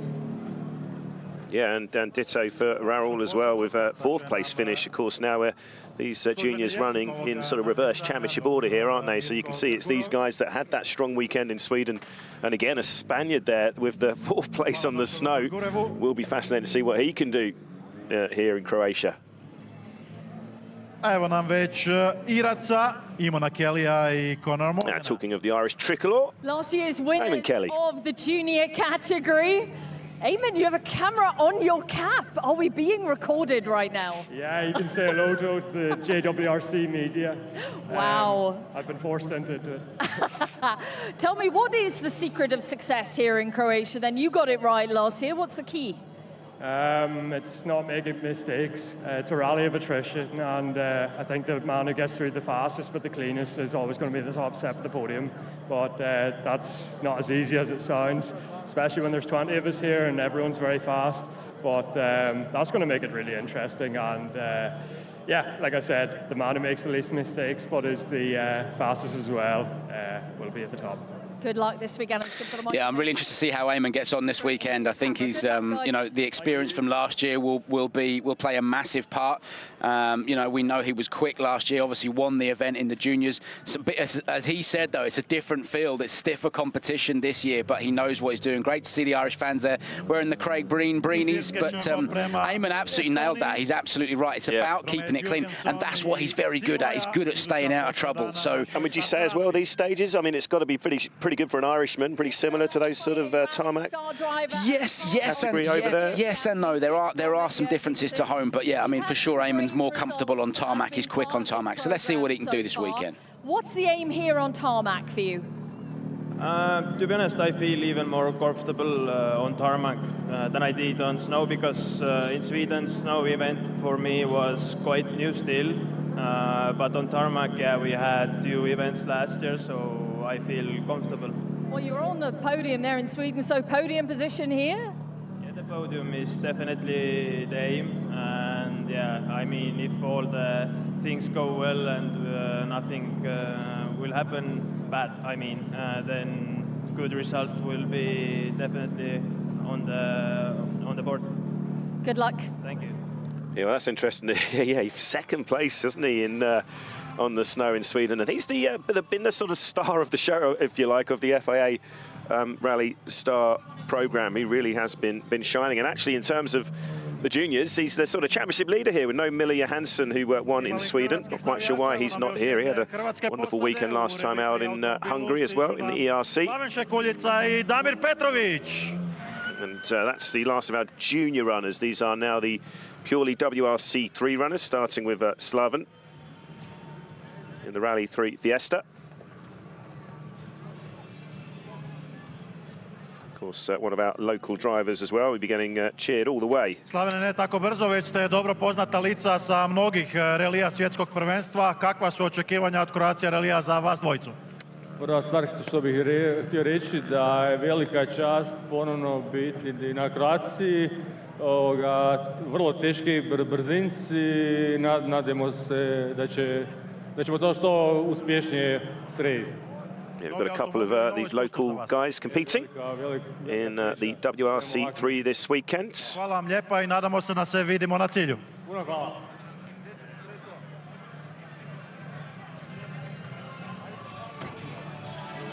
going to be Tristan Charpentier next of France. He was out there doing a shoot with Julien Ingrassia this morning. They had a bit of a chat in the road section. All well supported, aren't they, by the FFSA, these young Frenchmen? Yeah, absolutely. You know, the FFSA have always been, I think, kind of class leading in supporting young drivers. I'd say Motorsport Ireland have certainly stepped it up as well. It's between those two guys. I'm not just saying that to be biased. You know, it's you know, but for sure, FFSA have always supported young drivers, and we've seen the results in that, haven't we, PK? Particularly for Sebastian Loeb, Sebastian Ogier. So yeah, it's a good initiative. From circuit racing, how's that been going? Yeah, it's for sure it's a big challenge to come from circuit into rally, especially this rally where it's quite dirty and those kind of stuff. So it will be a lot of learning, and for sure, yeah, we have a good background in France in rally. So yeah, we'll see. Bonne chance this weekend. Thank you. Oh, there you go. I didn't actually note that. If you just caught what Bex was saying there, actually, Julien has been working really closely. That explained. I couldn't actually quite understand because they were chatting in French this morning, but that does explain. Yeah, so Mr. Ingrassia been busy helping these youngsters, and it's interesting, isn't it? These guys coming from circuit racing, similar for you, Jenny, that making that switch. I mean, you think on paper, you know, back on tarmac, but it's a very different kettle of fish, isn't it? Yeah, completely different. You can't really compare the two. To be honest, it's like football and rugby. They both use a ball, but they're very different disciplines. But yeah, Julien Ingrassia spending a lot of time helping Tristan, driver coaching him, and you know, it's there's no better man for the job, really. Julian's a top man, isn't he? And very patient.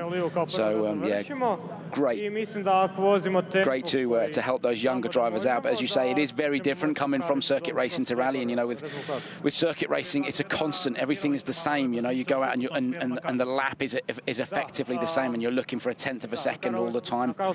And when you find out, that's massive. Whereas when you go rallying, the stage changes, the dynamic of the stage changes, so it is very different. Far less precise in rallying than it is in circuit racing. Yeah, as I said, two quite different disciplines. So for Tristan, I think everyone just assumes, they go, oh yeah, well, if you can drive on a racetrack, for sure it gives you, there are things that help. You know, you're naturally quite smooth, minimal inputs, you understand how to carry speed. So for sure, if you're coming from circuit racing to rallying, you'd rather be jumping onto tarmac straight away rather than gravel. But yeah, mate, they are fairly different disciplines. William Prodan. Yep, very much so. Another of our locals there in Jan Pokoš. And here's another Croatian, William Prodan. Again, all these guys competing in the Rally Prix Fiestas. Sezone domaćeg prvenstva. William dobro poznato lice sa domaćih staza.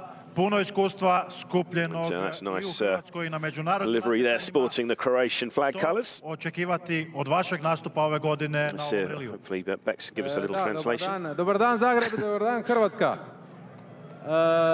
Evo, nakon prošlogodišnje pauze vratili smo se na startnu rampu. Yeah, they will be really well supported this weekend. I think Julien and Kiri touched upon it a bit earlier. Even the first year we came here, when it was very much still social distancing in 2021, obviously out there in the stages, out in the fresh air, it was quite incredible to see all those crowds of people, because we just hadn't seen crowds of people for what felt like an age. But it has been one of the signatures, hasn't it, of this event. Yeah, the fans love it, and it is, you know, even on Shakedown this morning we saw loads of fans out on the stage, didn't we? So it is, you know, it is great to see it so well supported, not just by the field of cars and drivers, but also by the fans who come out. And you know, even just the service park today was absolutely rammed full of people. So yeah, the fans love it. It's great, and it's great to share the sport with them and for them to come and support the drivers too. So yeah, as you say, it's one of the staples, I think, of Rally Croatia. Yeah, it's been a victim of its own success. We've actually moved the service park this year to a little bit out of town. We're actually in a huge shopping centre, believe it or not, the Westgate City shopping centre this year, but purely because the traffic was just getting so crazy in previous years when we were a bit closer to the city centre. You must be really full of confidence coming here to Croatia now. Yeah, I'm feeling great. Such grateful to be here. The roads are crazy, so let's see how we do. We will try to stay up to trouble and make some results. It's been quite the duo between you and Mr. Woodburn over there. Woody, how is the relationship going between you both? Yeah, he's the best mate, so we are working together to get some result. It's obviously working well. Good luck out there this weekend, guys. Thank you so much. I'm sure you're decent enough, Mr. Woodburn. Yeah, Philip Cohn there from the Czech Republic. Češko-britanske posade koju će nam startati članica organizacijskog odbora. I do like seeing that as well, like the different, it's interesting as well, you know, normally you see like the same nationalities in the car between driver and co-driver, and obviously you've got Philip there, who's obviously from the Czech Republic, as you say, and then Woody, who's Tom Woodburn, who's from the UK, and it's nice to see that crossover of different nationalities in the car. In competition, how are you feeling ahead of the weekend? Yeah, good. It's our first time in Croatia, so we are very happy. We will try to do an intelligent and solid race, and tomorrow we will see our level in WRC 3. Also, we are very happy. Excellent. Good luck out there, both. Thank you. Yeah, Mathieu Chatillon there. He's very lonely Renault Clio in a sea of Fiestas in that category. I think we've got about 25 Fiestas and one Renault Clio. That's an all-French crew, mate. That's what that is there. That's great to see the old Clio back. They were a staple, weren't they, in the old JWRC era 20-odd years ago. The Screamers. Yeah. We move on, though, to WRC2 Yeah, we do indeed. First of our WRC2 runners, Henk Vossen from the Netherlands. And welcome, Henk Vossen. Hank, it's always fantastic to have you on WRC events. This one is a bit special. Such a challenge for a driver. Yeah, this is the third time for me here. So I know the stages, and they're very tricky. And it may change even because of the weather. You never know. We might get snow out there this weekend. How confident are you on tarmac tyres in snow? We have no spikes here, so... It'll be interesting, that's for sure. Yeah, it will be a nice rally, absolutely. Good luck. Thank you. Do you know what, PK? When I'm 78 years old, and Henk won't mind me saying this, when I'm 78 years old, I hope I'm still knocking around motorsport, either behind the seat or behind the microphone talking about it. I'm sure the people at home have had enough of listening to my chutney by then, but it's you know, I think it's great that Henk Vossen at that age is still, that's real passion for the sport. We need people like that. It's great, and yeah, and great lad, some man. Obviously, the more senior of our entrants will be, of course, able to compete for the Master Cup, WRC2 Master Cup. He actually got 8 points to his name in Monte Carlo. Did the Dutchman. Škodi Fabi Rally 2, startnog broja 41. Enrico Let's move on to Enrico Brazzoli from Italy. Enrico Brazzoli, part of WRC2 and, of course, the Masters Cup. How are you feeling ahead of the weekend? But it's a very, very difficult, very tricky rally. For us, it's the third time. It is very pleasant and emotional to be here with this spectator. For the rally, will be very attention for not make a mistake, and it's important, very, very important, the concentration in the stage. Looking forward to seeing you in action, both. Thank you very much. Yeah, first time we've seen Enrico competing then in the WRC2 Master Cup this year. We had 3 different winners, actually, in the Master Cup, with Mauro Mila taking the win in Monte Carlo, Mikael Solovau in Sweden. Of course, Carl Tundo last time out in Kenya.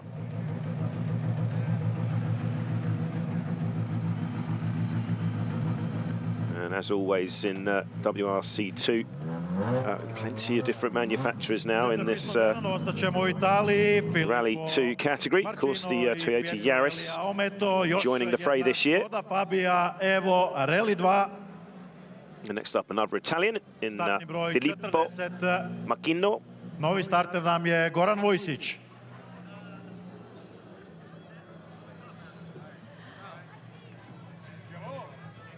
Filippo, everyone's talking about how difficult it's going to be this weekend. The rain is coming. Are you a confident man in rainy conditions?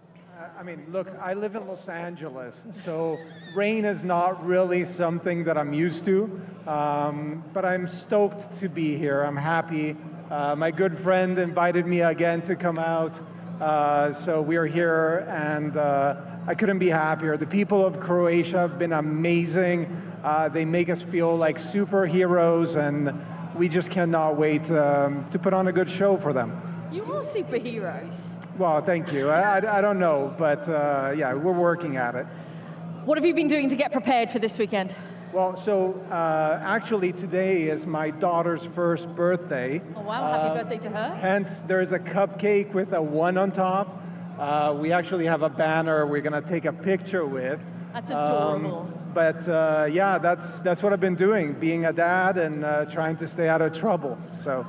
Well, stay out of trouble this weekend, good luck. I appreciate it, thank you. Well, that is a nice touch, and I've got to say, not the accent I was expecting to come from Maurizio there. I didn't know, obviously, coming from California. But yeah, nice little touch there. There you go. Happy birthday, Claudia. Yeah, happy birthday, baby Marquino.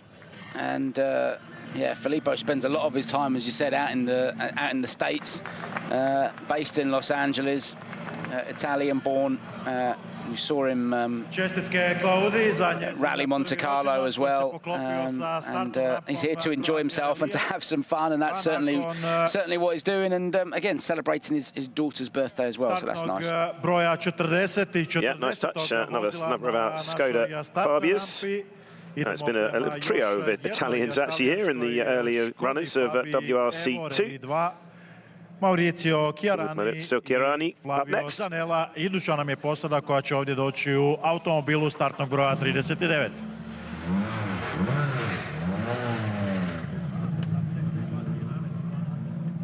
Evening just drawing to a close here in the capital city of Zagreb. As mentioned, it's a real packed quota of WRC2 runners, 19 entries this weekend, and 3 other Rally 2 runners who haven't nominated this one. See you here, Rally Croatia. The weekend, a challenge, demanding. We've heard all of that from the drivers. What have you got to add? What is special about this place? Sì, sarà un weekend molto impegnativo per noi.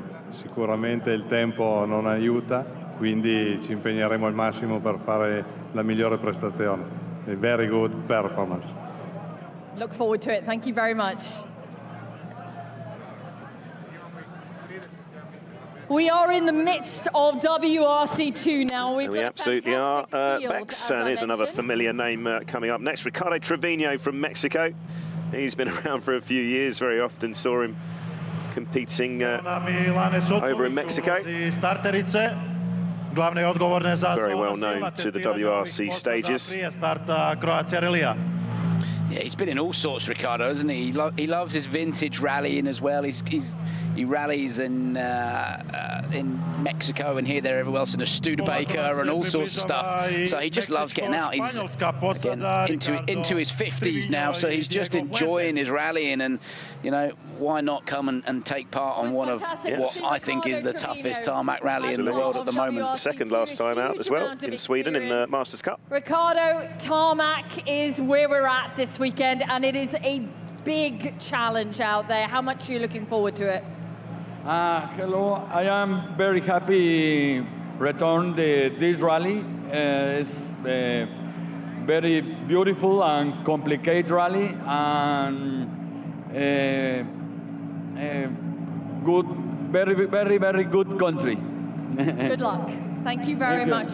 Yeah, wise words. It is a very complicated rally out there. Yeah, it's going to be so tough, isn't it, out there for a lot of these guys who are weather could be difficult. More comfortable on loose surfaces. A mixture of everything. A mixture of everything. Let's hope It not sounds snow. like there's going to be a bit of a mixture of everything coming this weekend. Another familiar name next up, Armin Kramer from Germany, with Ella Kramer alongside, who I believe is his daughter, isn't he? Likes to go rallying with his daughter. So we've had all sorts of, we've had a brother-sister team, a marriage team, and a father-daughter team here. Yeah, it's cool. Nice way to go and spend your weekend away from the poultry business. And yeah, that's cool out there this weekend. for Armin and his daughter to go and do a bit of rallying again in the Croatian countryside, as we said. Great drivers in that category, as well as in WRC2. How confident are you of victory in that? At the moment, it's a new season for us. We start the first time here in Croatia for the Master Cup season. And so me and my daughter, we are good prepared for the race. The car is good prepared, and I hope that we can win this race in our class. Good luck out there this weekend, Armin. Thank you very much. Yeah, second in the Masters Cup last year. Bags of experience, 3 German national titles. European champion, of course, back in 2001. Yeah, Armin's been knocking around for a long, long time. There's a lot of experience there, yeah. And I think, yeah, he's at the stage now where he's just picking and choosing the rallies that he wants to come and do and have some runs out. I don't think he's really looking for championship titles so much anymore these days, is he? But it's great. He's always welcome in the service park, and you know, everybody knows him, and yeah, and as you said, bags of experience. He's been around this sport for a long, long time. No, first, unlike these young men. Yeah, first of our Toyota development program drivers, Hikari Kagore. We're always really excited to see the brand new Toyota Rally 2 in competition. How is the car? How much are you looking forward to this weekend? Well, as you know, it's going to be quite challenging weekend. And it's our first time driving Rally 2 on tarmac, so just focus on staying road and enjoy a nice Croatian rally. It's going to be a big weekend for you then, yeah? Good luck out there. Thank you very much, guys. Thank you. Yeah, I think the key thing for these guys is just to get seat time. You know, they're not out there looking for big results, for wins, for podiums. It's all about seat time, and again, that Toyota program is very, very important. Well, we're talking about these national categories, development series with the Irish and of course the FFSA, but also they say Toyota doing a very similar thing just through their own brand now, and now of course they have the Yaris Rally 2 to put them in as well, which is great to see. You know, and they're getting experience. They're coming over to Finland. They're getting experience in Finland. They're working with the likes of Mikko Hirvonen and all those guys. So a brilliant initiative, and it's only going to continue to grow as well. WRC Championship as well. How much has your training there got you ready for this? Yeah, this is the highest level in the world. We made a big step, and we need to first enjoy and then do as more kilometers as we can. And of course, I will leave the piercing and yeah, hope to cross the finger. Always good to see that earring in place, Roberto. Good luck out there. Thank you. Yeah, Roberto, another driver who's sort of taking that step up from European competition. We saw Norbert Meyer, of course, a little while ago, who won the European junior category last year, and yeah, Roberto second in that category last year. He claimed a win along the way, so he is a driver who's doing that stepping stone as well, and already starting to get some Rally 2 experience. Here's the familiar name that we'll know and love, Eivind Brynildsen. How great is it to see Eivind back in a car this weekend, Jenny? There's the smile, yeah. In action. The last time I've seen you has been behind a microphone, but you're back behind the wheel at WRC2 right now. You've always got a big smile on your face, Eivind. You must be delighted to be here right now. Yeah, it's always good to be in the WRC, and especially here in Croatia, because I've never been here before, and I heard some rumors that Croatia got the best rally fans. So I'm looking forward to it. They definitely do have the best rally fans. What can you do out there this weekend? Because not a huge amount of tarmac you've done in the past 10 years. Oh, it's going to be difficult because it's very challenging with all the gravel, but I think a rally without any mistakes, it will be a good result on Sunday. So try to be patient and building the speed during the weekend. Maybe it doesn't have the best start position, but we will try. Is it your fault that we have the snow? Have you brought that from Norway? Maybe. Good luck, guys. Thank you. Yeah, if you're just joining us and think Bex has gone slightly mad, there has actually been images that we've been sent through today of some of these stages tomorrow, I guess up in the sort of mountains a little bit, where there actually has, believe it or not, been snow falling. Not sure if it's going to still be there tomorrow, but that is what Bex is referring to. Yeah, I hope it's that snow is gone. But as you said, the difference in temperature is enormous. You know, we're seeing massive sways in temperature. So great to see Eivind Brynildsen here, and I think he'll draw on all of his experience, and as he said, just drive smart. And here's a man with a bit of pressure on his shoulders this weekend. WRC2 this year, well, it's obviously the big step up. Croatia is going to be another challenge for you. How confident are you feeling against the rest of the field? What's the target? Yeah, well, I'm really looking forward to the event. This is our 4th time competing here. After the recce, it doesn't get any easier. Yeah, in terms of what we're aiming for, I think, in our WRC2 journey, we're a bit behind the rest of the guys, so it's trying to focus on our own event, make no mistakes, and yeah, just try and get into a good rhythm. The stages are very tricky. Don't know what the weather's going to do, but it's great to be here with the Motorsport Ireland Rally Academy, M-Sport. We're really busy this year and really enjoying our season so far. Busy is good. Good luck to you both. Thank you. Yeah, Williams had some brilliant results in the British Rally Championship and then some in the WRC2 car, and of course in Ireland as well. That's been critically about getting seat time for this program here on the world stage, and he has absolutely proved his pace in the British Rally Championship. So let's see what he can do this weekend. I just hope that he doesn't overstep the mark too early. The roads are so tricky here, and hopefully we can see William get to the end of the rally with a strong result, because there's no question, PK, that his natural pace is there. Yeah, he had a bit of a tricky week here last year. I can't, off the top of my head, quite remember what happened to him, but he did get 10 Wolf stage win points last year in the juniors, as Bex just reminded. He is, of course, our reigning junior champion, so he's obviously got the pace here, and you've got to be smart, as a lot of these drivers have said. It's the second of our Toyota development drivers, Yuki Yamamoto. Interesting, isn't it? As you say, they're based in Finland, trying to emulate their hero Takakatsu to both with Finnish co-drivers. Ahead of this weekend. Yeah, very amazing feeling, but yeah, I know this is a very tricky event, and this is my first tarmac event with this car, so I try to be clean and yeah, step by step, yeah. Good luck out there. Thank you, guys. Thank you. Yeah, it's been. Have you been impressed with what we've seen from the new Rally 2 Yaris over these first few months of 2024? Yeah, I have. Look, whenever you bring a new car to particularly this level of rallying, it's normally in the first year really that you're learning. You learn, and the car gets faster by actually going rallying against competition. So yeah, I have. It's that little 3-cylinder throbbing away is quite different technology to the 4 cylinders that are around, and I think yeah, I have been. And I think the key thing is we're just going to see it get better and better. Sounds great as well, doesn't it? Yeah, no, they do. They sound very cool, and I think yeah, it is. The more rallies it does, the faster we'll see that car going. It's always a special event. How much are you looking forward to this one? Oh yeah, it was very good here last year, and so hopefully if the weather stays dry, the roads are very similar to Ireland really, so should be okay. I think it's unfortunately going to be wet, but good luck to you both. Big shout out to MJ in the co-driving. There you go, Chenny. You can finally give us a translation from one of you.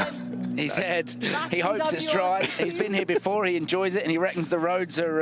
He actually does think a little bit similar to. Yeah, obviously they have a lot of tarmac rallying over there on the Emerald Isle. He's in the Ford Fiesta Rally 2 that still reminds me of the old Suzuki, just from that colour scheme. It does look at the colour scheme. Great to see MJ Morrissey as well, an absolute legend sat beside Eamon Boland. So yeah, great to see Eamon and MJ here as well. To Armin Kramer, Masters category is going to be really tough this weekend. It will be a big fighting. I hope so. We will see. We will see. You've got good experience here, though. Yeah, it's the fourth time I am in Croatia, so I know very well the road. But Armin too. So it will be difficult. Anyway. Good luck. Thank you. Yeah, we've seen Mara a few times. He's a regular, isn't he, in the old Masters Cup. He got 3 second-place finishes last year. Did the Italian.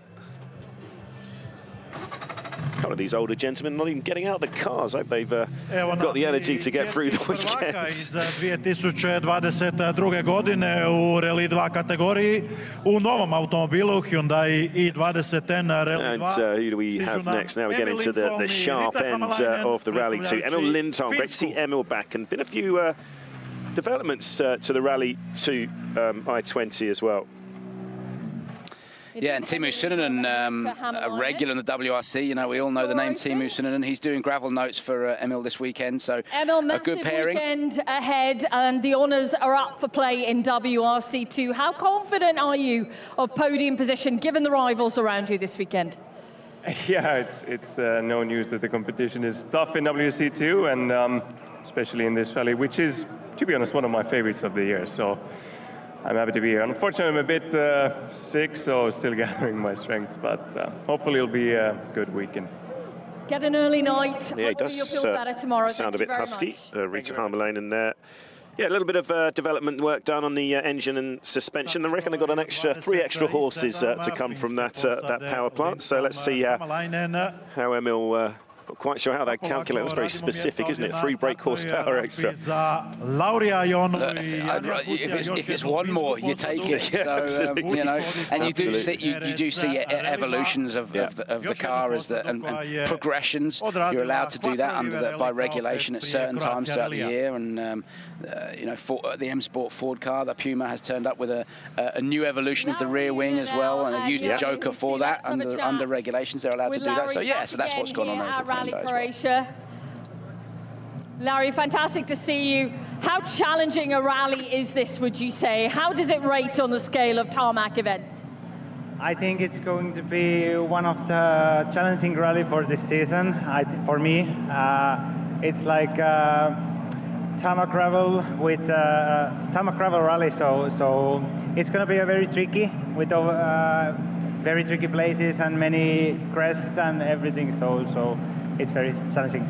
That's well described. Good luck out there this weekend. Yeah, it's great to see. Could be quite a bit of how Larry and Yanni Husi get on the course 3 times. He's been Croatia. Actually won here, Chenny, in WRC 3 a couple of years back. So that's a good sign, isn't it? You don't often see some of these young Finns immediately on it, but I think these days, I mean, the old era of sort of, you know, surface specialists is kind of a thing of the past these days. Certainly not as much as the old days. So let's see what Larry can do this weekend. Yeah, I think we're starting to see drivers, you know, that before they used to traditionally stay at home, and now we're seeing drivers travelling to different events, and so everyone's getting more of a mix of different surfaces. So, you know, you're right, you don't see just traditional gravel drivers anymore. Can you make tarmac your favourite here, though? It's definitely our plan this rally is just try to befriend tarmac a bit more and learn. Good luck out there, guys. We are keeping it short and sweet on the trying to rattle through. Georg Linnemar of Estonia, James Morgan, Welshman, of course, make sure alongside. Sleep. Had a good run, actually, didn't they, in Sweden? A 3rd place finish. Starting to... Always nice to get a bit of momentum, isn't it, early in the season? Yeah, that was a great drive in Sweden. Started off with a bit of an issue with the pop-off valve, and but then, yeah, fought back and found himself, as you said, into the podium positions in Sweden. So it's a great drive for him, and again, it just gives you that confidence to know that you can mix it with the big guys. On tarmac. What is the plan for you this weekend? Top step of the podium possible? Yeah, for sure it's possible. I will try to win as usual. It's only the target. Sweet and simple. Good luck this weekend. Thank you very much. Hola. Yeah, Nikolai Gryzin, of course, driving the Citroen these days. 26 years old now. He did the Quattro River Rally Karlovac as a warm-up event and actually won that a couple of weeks ago. Yeah, he was also properly quick through Shakedown this morning as well. Second fastest. Only Frenchman Johan Rossel went quicker by 0.4 of a second. So, yeah, you know, I think we can expect Rossel to go well in WRC2 this weekend because, you know, just because of his natural pace on tarmac, you know, and his experience. But you know, when you look down the list of names in WRC2, you can't pluck out a guaranteed favourite, and I think that's one of the great things about this championship. Is that just to take the pressure off your shoulders on tarmac? A little bit, yes. So I have now the chance just to enjoy the rally. So the feeling is really nice, and for the moment it's not even raining, so all is really good. Excellent. Good luck out there this weekend. weekend. Yeah, as Bex mentions, Sami and Eni not nominating this one. Of course, it's they're another driver getting used to this new Rally 2 Yaris as well. And I guess it's one of those rallies. Gus as well, Gus Greensmith. He's here. He's nominated for team points, but not driver points. I think it's got such jeopardy and so many, you know, variations of things that could go wrong. And I guess it makes sense. Some of these guys, you want to just come here for a bit of experience. Yeah, look, I think Gus will go well here this weekend. But when you look at the rest of the calendar and you have to make a decision on where you're going to score points, for Gus, obviously he felt that there were other other events where he was more likely to do that, and Croatia obviously just slipped off the bottom, but I still think Gus will go well. I think it's as well for Pepe Lopez, you know, who gave us such an amazing fight in Monte Carlo. It'll also be an interesting weekend for him here. First time in Croatia. What have you thought of the rally? Yeah, we hope so, no, but for sure it's not. It will be difficult for us. It's been. It has been our first time here, so difficult rally, also difficult condition. I don't know if the fight will be as in Monte Carlo. What happened on Monte Carlo stay in Monte Carlo, and it's another challenge, and let's do it. Good luck out there. Yeah, I do agree with him. This is a different challenge to Monte Carlo. You know, Monte was a little bit. It's not. I mean, it's a very busy rally, but it's not. It's different to here. You know, the grip levels that we saw in Monte were reasonably consistent. This is very fast, tight, twisty. Yeah. Lots of off-camber stuff and blind crests, and you've got to be very, very committed here. So I'm really interested to see how Pepe Lopez gets on, whether or not he'll be able to match the pace of Johan Rossell and the Nicolai Gries in those front runners, as he did do in Monte Carlo. Absolutely. Here's another rapid Frenchman on asphalt, Nicolas Siermin. Nicola, you have experience of this rally before, but we could have any weather condition out there this weekend. Is it going to be the toughest edition of the rally, do you think? Yeah, I think it's going to be a very difficult event this year. The recce, the weather was really bad, so we had a teasing of how it could be. So I hope no snow, for sure. No, it's a difficult rally, but the stages are nice, so I hope for a good result and no mistakes, unlike last year. Good luck out there. Yeah, 2 fourth-place finishes. Nice steady start for Nicola in Monte Carlo and last time out in Safari. And that's a tricky one, isn't it, Chenny, when you get different or any sort of inclement weather when you're trying to make those pace notes, it doesn't help, does it? Yeah, you're absolutely right. You're going through the stage, and you know, inevitably, if you're recce in the stage in the wet and then it's dry when you turn up, your pace notes will be different. But one of the beauties of coming here is obviously we do have the gravel. They do have the gravel note crews going through and can make suggestions both on tyre choice and everything else. But yeah, you're absolutely right. When the conditions are so difficult, so different during the recce, it then affects the rally itself as well. You taking a bit of a weekend off that pressure? Holiday. Holiday for you here. Could have some snow out. That's quite the holiday. Yeah, I don't want it. I like this much nicer. But yeah, we'll see how it goes. But yeah, for sure it'll be a tricky weekend, but we'll make the most of it. Guys, we're being short and sweet with our drivers tonight. Get to bed, get some rest. Good luck. Are you getting fed up with the day? He's class, Gus. He just says it as it is, isn't he? Yeah, great to see him sounding a little bit brighter than he did a few weeks ago, of course, in Kenya, and he still came through. What a win that was for Gus just a few weeks ago. Yeah, it was a phenomenal drive. He didn't put a foot wrong, did he? He was very, very poorly throughout the weekend, and at one point he was even considering throwing in the towel, but no, he carried on, won the rally, and this weekend, as you said, not scoring drivers' points, so he can enjoy himself, and there's no pressure on his shoulders. And of course, as well, supporting the Craig Breen Foundation too this weekend. Absolutely. Talking of winning rallies, here's the man who won here last year, and of course won in Monte Carlo. He knows what the secret to success is in Croatia. What is the secret to winning this event, Johan? You know, you must know it. I don't know. For sure, I win in the past year, and the plan is to do the same this year. But yeah, I think I have a good car for this road, and maybe a good co-driver, maybe a good team, and yeah. But the roads are just beautiful here, and the atmosphere is great. I love it, and this week it is other race, but we start at 0 tomorrow, and the plan is to do no mistake tomorrow, and let's see. Good luck. Thank you. Yeah, let's see indeed. Of course, it started last season, didn't he, with those victories in Monte Carlo and here in Croatia. Wonderful scenes here. Those fountains really are quite spectacular. Just down the road from the city centre, up in the hillside, yeah. And we are now going to switch to our Rally 1 competitors, and I think we can go back to speak to Kiri again shortly. Posade koja će nastupiti u konkurenciji Yeah, indeed. We're still down here at the start ramp. A fantastic atmosphere. The crowds now are really building, because before they were sort of on this side looking at the cars coming past, but now they are all ready for what sort of signifies really the start of the rally, which is this photograph, which happens at most rallies, where on the start ramp all of you guys get together. It's quite a nice moment, really, just before. I know you have no time to relax as a co-driver, but this is quite a nice moment. Yeah, I would say that at that moment it's good because we are all together, and this is a moment where we can have some small cracks, you know, together, and you touch the butt of the other to make him smiling during the picture. No, it's nice to be a family and to have such a moment. And I think that's a really important thing. Obviously, we had such a difficult time with the passing of Craig Breen last year, and this was such an important time last year as well. Everybody just coming together, and the truth of it is everybody really is a family. When everything's said and done, it's a big family. Yes, we are there all together for a long time, and some youngsters arrive time to time, and we try to integrate them in, you know, by the past.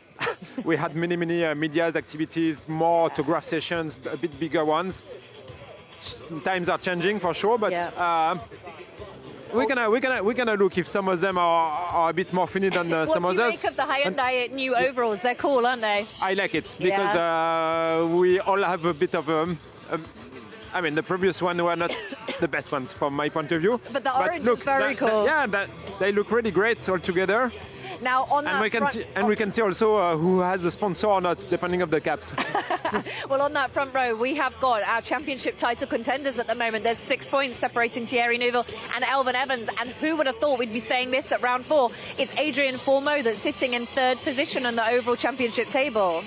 Yeah, and he did it well in 2021. I remember when we did it for the first time, my only time here, he was doing some second best times just behind us. So we can expect that he will try to increase his position this weekend.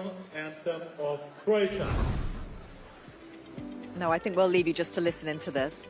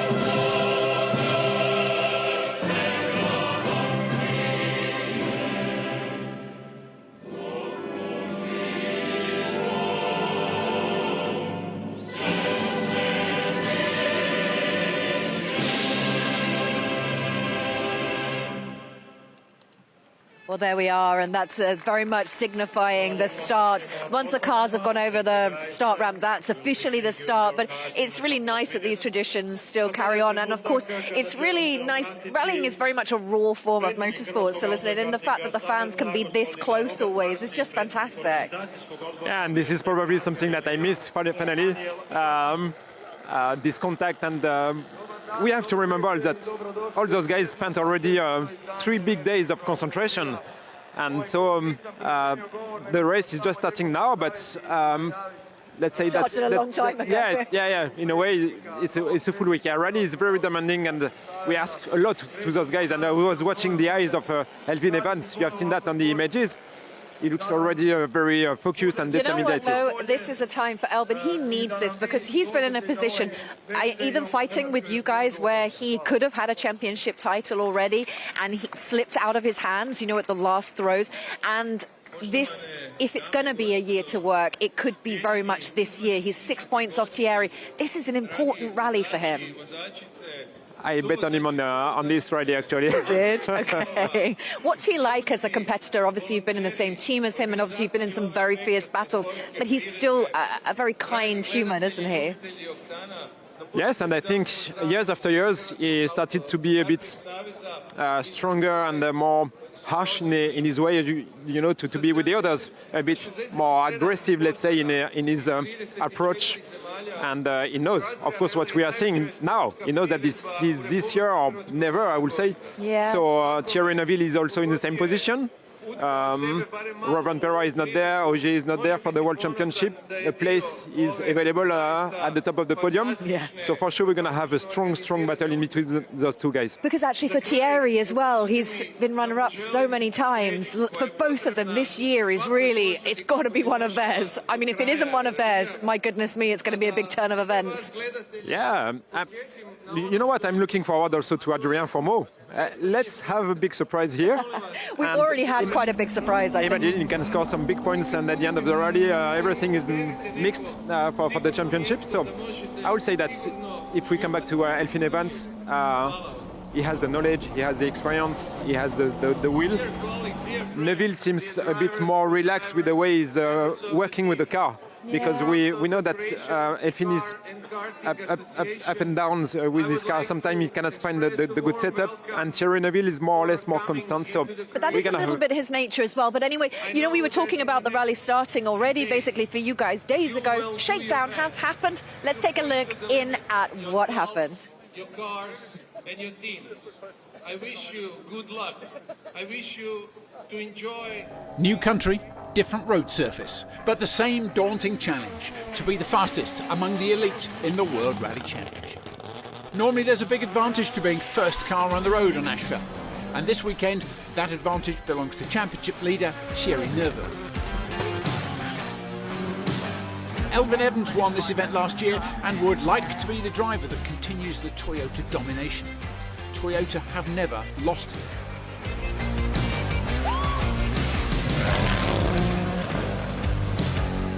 There are a lot of low grip changes in these roads.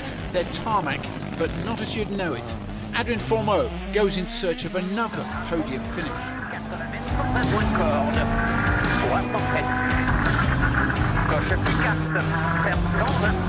Oytaak appears to have a twinkle in his eye. He was fastest over the first run through this 3.6-kilometre test stage, and he wants to be the best for Hyundai in Croatia. After a 2.5-month break, Seb Ogier is back in the championship, the next round of his part-time season, and chasing a 100th podium finish. The third Hyundai here is being driven by Anders Mikkelsen, who showed how easily things can go a little wrong. On cold tyres and without much seat time.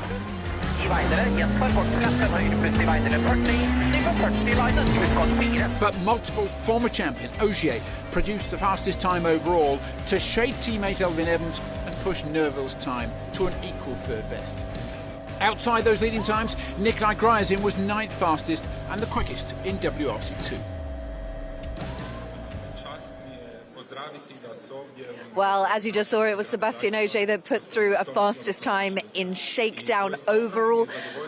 What does it mean for you as a pair to go through Shakedown and get a fastest time? Sometimes those stages aren't necessarily representative of the rally, but does it give you a sort of reassurance that you're going to be all right going into the first stage of the morning? If it doesn't give you this message, at least it will give it to the others. Here we are. So I will say it's always better, for sure, for the state of mind, to know that we're confident with the car, confident with the pace. But sometimes we have seen also the opposite way, that the time was really bad during the shakedown, and finally during the rally it goes much better than expected. Maybe that gives you the fire. Yeah, but for sure it's a weird situation, because you don't have to break the car first. This is just shakedown. There is no qualifying stage or anything, so nothing to really gain there. And in the same time, this is the last moment to take our marks. Okay, well, you mentioned already that Kalle Rothenpera not doing a full season, doing a part season, but he's certainly been keeping himself busy. He has been out in the snow once again with Mika Häkkinen and David Coulthard. Take a look at this. So we're heading off to the Lake Boys to do some driving on a replica of the Silverstone Grand Prix track. So we have a short drive, gents. So we're going to be able to enjoy the Defender. Look, it's got flashy lights on the top. But with a beast like this, I think we should try it off-road. You saw how bad I was off-road yesterday. Here we have some ski slope. Guys, if you're up for it. I fully trust in you.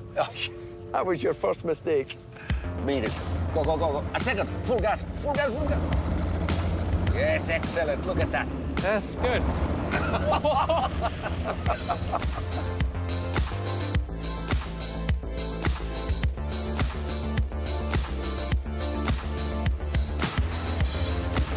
Here we go, guys. What do you think? Looks familiar to me. There's our babies to play with. Thank you, thank you. Should we make some small bet? There's always a bet. That's okay. 3 laps on the track and total time counts. Loser catches the fish for dinner. You got to cook it as well, okay? Well, I let that you to do that.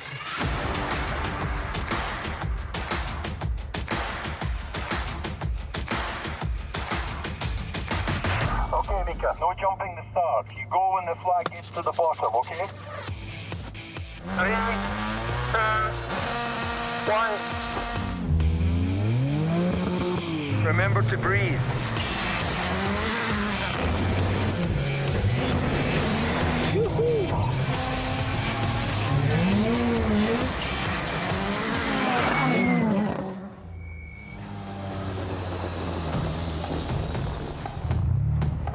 Come on, next one. Okay. I want to see how you're both going to do this.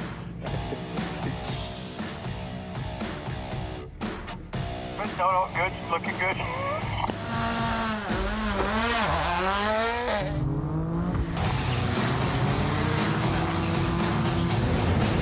Jeez, he's not braking. That's rust.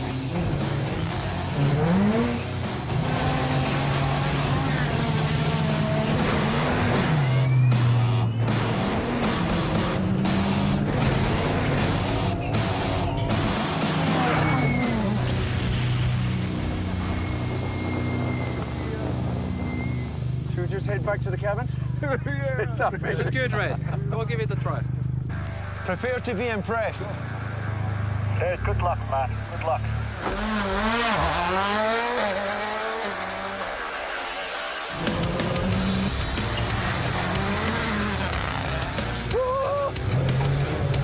Reindeer, I'm a bit busy right now. This corner should be flat out. What is doing? What is this? David.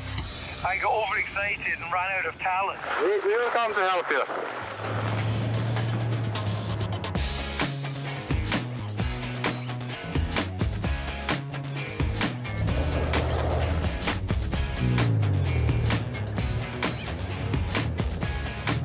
Thank you, thank you.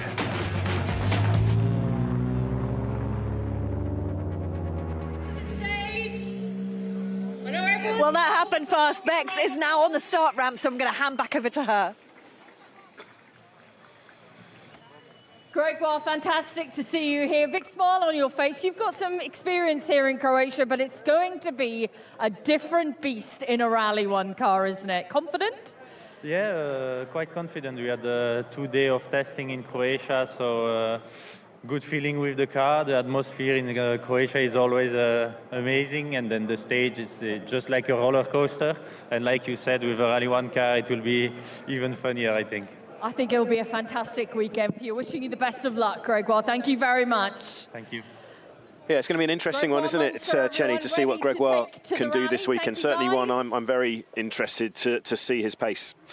Yeah, look, I think, the truth be told, I think it's going to be, I think Gregoire will be making up towards the back of the WRC field. It's very, very difficult rally. It's very technical, it's very tricky, and you know, to be able to extract the absolute maximum performance out of the car on a rally like this is incredibly difficult. So again, for Gregoire, you know, I think for him, the key thing really is keeping that Puma looking straight and getting experience. I think he's going to struggle to match the pace of the guys up ahead of him, just purely based not on talent, but on experience. And this is one of those rallies where you really do need experience. Yeah, he's certainly just at least back in his sort of comfort zone. He would have done a lot of rallying on sealed surfaces, of course, back in the Low Countries.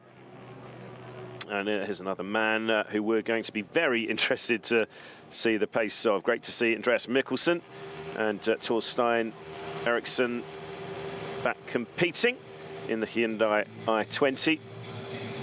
A steady start, didn't they, in Monte Carlo?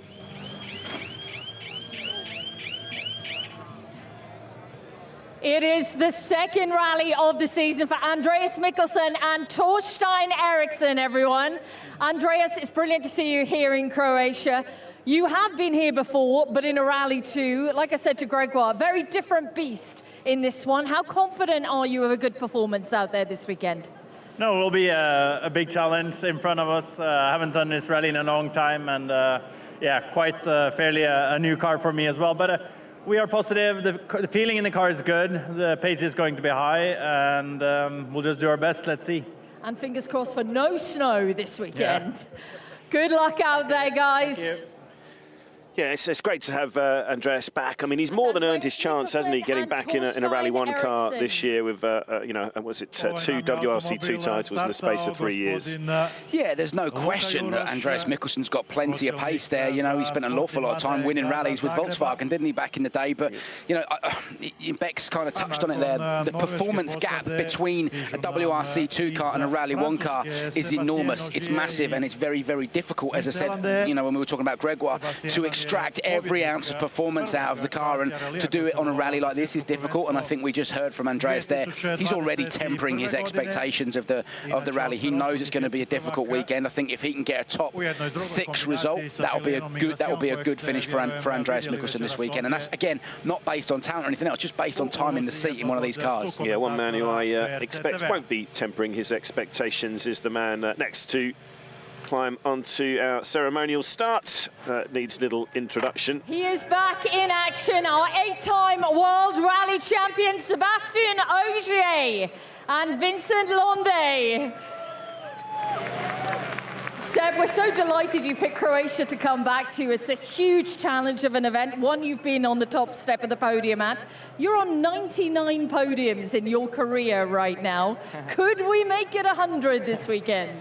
Well, I think you know what is my target, at least for sure. I'm always coming to be at least on the podium and even try to fight for a win. So I hope to be competitive again. Like you've seen this morning, I think I'm very happy. I have a big smile on my face. That means I'm happy to be back in the car. And so far the feeling is good. So yeah, I hope to enjoy as much as I can this rally. You were fast as a shakedown. Of course you were going to have a big smile on your face, right? Yeah, well, it was, but, you know, shakedown is not counting. Tomorrow, we know that we might face some difficulties with our start position, so we'll have to give everything we have and, see where we are tomorrow night. But also, Saturday sounds promising with a lot of rain expected, which means very dirty road, very sleepy conditions, so probably not an easy one, but that's also in this condition that we can make differences, so let's see. Good luck out there this weekend. Good to see you back. Thank you. Yeah, former winner, of course, in Croatia, and yeah, that's the only tricky thing, isn't it, for the likes of Ogier, that road position, as he mentioned. It's the flip scenario of a gravel event, because these roads can get particularly dirty out here in Croatia for the later runners. Yeah, he is running a little bit later on the road, and by the time he comes through, there will be a lot of muck and pollution pulled out from the apex of corners across the road. Of course, it affects your grip levels, traction through and on the way out of the corner and grip through the corner. But one thing that Sebastian Ogier is so good at is feeling grip underneath the car. Tomorrow is a very, very important day for him because it does determine your start position for Saturday. And if we do see the rain come, then whoever is running towards the back of the field will be in trouble. So, yeah, for Sebastian Ogier, I'm sure we're going to see him going out tomorrow and absolutely giving everything he's got to try and secure a good row position for Saturday. And, yeah, you can't discount that man at all. Takamoto Katsuta and Aaron Johnston, everyone. Taka, fantastic to see you back on the podium in Kenya just a few weeks ago, and we've seen how brilliant your pace is on tarmac. Are we looking at another podium this weekend? Yeah, of course, target is to get the podium every rally, but it's not so easy to get there. I mean, especially this rally, so difficult tarmac rally, so need to do my best, of course. This is most important, and condition will be very difficult, so I need to manage the situations. It sounds like it's going to be really complex with the weather out there. We are expecting rain, right? Yeah, it will be very, very difficult. But you like that? That's why you're up for the challenge as a rally driver, yeah? Yeah, we love challenges and difficult conditions. That's why we are doing rallying. So, yeah, going to be interesting, and I'm looking for that. Great. Thank you very much, Taka. Yeah, it's interesting that Bex asked that question, obviously, those dirty, wet roads expected potentially on Saturday. It's actually one of the comments Taka had made before this weekend, that he needs to learn how to fully commit when the road is dirty. He feels that that's an area where he can improve.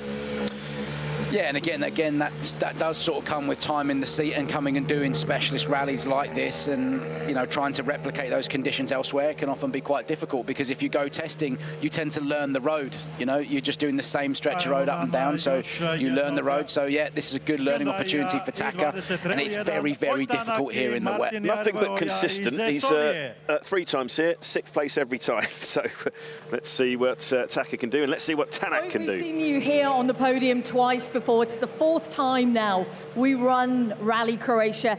How complex, how demanding a tarmac event is it on the calendar? Yeah, clearly very unique, as Monte has its own specifics, as same is here in Croatia. It's tough. It's same time very fast, but very low grip, and you know, a bit like we have in I don't know, Estonia, Finland, with jumps and crests. So many blind corners as well, which actually make it quite fun. Good luck out there this weekend, Oid. Thank you very much. Yeah, as Bex says, it's 2 second places in a row. I mean, do you see him realistically being a main target now to get on that top step? I guess the difficulty is now he's really under pressure to get something in the can after what's been a bit of a frustrating start in a way. Yeah, look, absolutely. He does need to bang in some points and bag some points, doesn't he? It has been a difficult start to the year for him. That's not been based on pace. It's been based on some reliability issues and some mistakes that have been made, and frankly in Kenya, just bad luck. You know, but yeah, there's no question Oid Tanak needs to score some points. Do I think he can do it? Yes, of course he absolutely can. I think that Hyundai is quick and will be quick here, but based on road position, Thierry Neuville has an advantage over him. So can Oid Tanak, you know, just push that a little bit harder? It remains to be seen. One thing I can guarantee to you is once we get to the quicker rallies, Poland, Latvia, Finland, he's going to be the man to beat, because he is phenomenally quick in conditions like that. Over to our final M Sport runner. What an incredible start to the season it's been for Adrian Formeau and Alex Correa. Everyone's asking whether you can do it for a 3rd time. No pressure, Adrian, but we're all expecting to see you on the podium this weekend. That is going to be quite tough here. Well, it's going to be tough, but I think everybody wants to get on the podium at the end. We want to get the top 3 every time, and the victory especially. So yeah, we're gonna try, but it's not sure that we'll get it. So we're just gonna do the best we can. It's a great rally here, though, isn't it? Is it one you can enjoy out there? Yeah, we can really enjoy the stages, but it's really demanding. The commitment we've got to put in the stages is incredible. But at the same time, the roads are very slippery. So yeah, it's a big challenge for us. But when you play with that, at the end of the rally, you can be really satisfied. Excellent stuff, Adrian. Good luck. Oh, nice to see Adrian get through an interview without any comedy film quotes there. You had a bit of a chat to Alex and Adrian a little bit earlier today, didn't you, Chenny? They're really such a likeable pairing, and really great to see this really positive body language for Adrian. Yeah, really great guys, and you know that feature will be coming up on All Live across the weekend. We had a good chat with them, but yeah, look, the main thing is, PK, they're enjoying their rallying, you know, and if you're enjoying your rallying and you've not got any pressure and people aren't pressuring you, then the times come. You know, the difficult mental block in this sport is being able to get in the car and forget about all the other people around you and just do your own job. Just get in it and drive the thing. And that's what Adrian Formeau is doing at the moment, and he's doing it extremely well. New rear wing as well on that Ford Puma, which we'll chat about a bit, of course, over the weekend. Always finessing that aero package. Elfyn Evans, then another former winner here. Rally Croatia in 2023, second in the championship right now. Elfyn, a massive weekend looms ahead. You got on the top step of the podium last year. What is the secret to success? Getting to the finish is a good start, but yeah, of course, you have to manage the grip changes, the weather, the tyre choices, and avoid punctures critically, I think. It's going to be really difficult this weekend. It is every time we come to Croatia, but we have a mixture of weather conditions out there. We've even seen snow on the recce and snow today. That's a real challenge for you on tarmac tyres. Yeah, let's wait and see what it'll be like. It's going to be difficult to judge. I think at any point we can get rain through the weekend, so that's not going to be easy to get the tyre track right. Good luck out there this weekend. Looking forward to seeing you. Yeah, he's got to be another pre-rally favourite, hasn't he, Chenny? Of course, that win last year, and famously, of course, first time here, just lost it by 0.6 of a second with one little error coming into the last sort of straight on the power stage 3 years back. But he's got what it takes in the tricky rallies like this, hasn't he? Definitely, you know, and 100%. It's going to be very difficult to choose between Elfyn Evans and Thierry Neuville for the win for me, and then I think you then come down the level to Oytanak and Sebastian Ogier, purely based on road position. But I think, you know, absolutely we can expect Elfyn Evans to be bang on the pace, if not setting it. He's always been quick here. So, yeah, I'm sure we're going to see some fireworks from Elfyn Evans and Scott Martin. Thierry Neuville and Martin Vidaga. Looking good in the new overalls, Thierry. Looking nice, looking good. Tell me about your hopes for this weekend. We've talked with so many, well, every driver tonight about how challenging it is. But it's enjoyable out there, right? This is what you're born to do. Come and experience rallying in difficult conditions. Yeah, no, it's definitely an enjoyable rally. But yeah, like everybody mentioned, probably one of the most challenging tarmac events. So not easy, but we're looking forward. We have, yeah, I would say a good start position normally tomorrow. Weather's going to be tricky this weekend, so tire choice will be crucial again. And yeah. Basically nothing much different than what we have seen here the other years. That's why it makes it so challenging. It's been a great start to the season for you. Obviously successful with the results, but also strategy well played.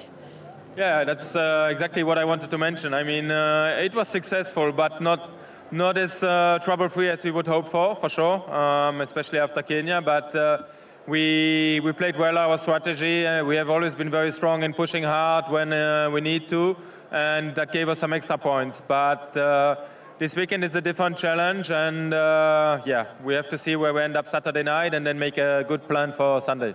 We wish you the best. We're looking forward to it. Yeah, got to say as well, Chenny, if we do get a bit of rain on Saturday, it's the sort of stages that will be a bit similar again. I think he's even mentioned to what it's like when it rains in Belgium. It's that sort of thing where these really talented guys come to the fore.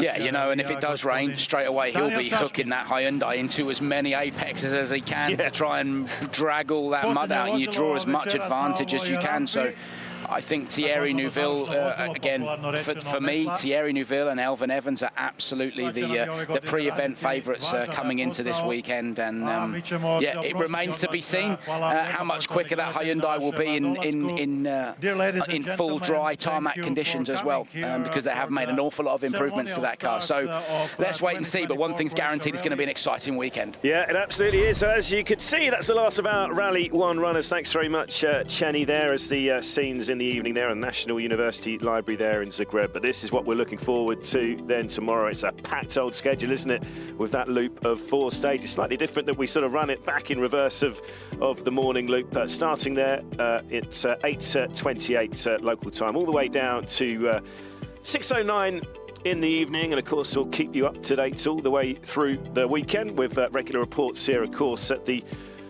service park in Zagreb.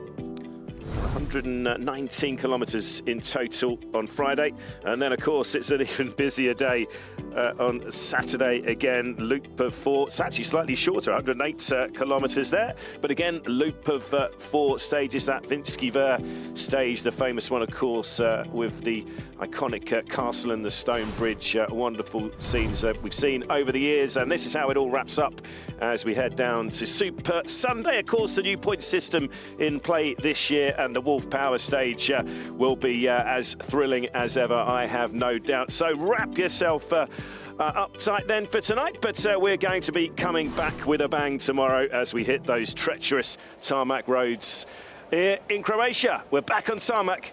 Join us again tomorrow. It's goodbye for now.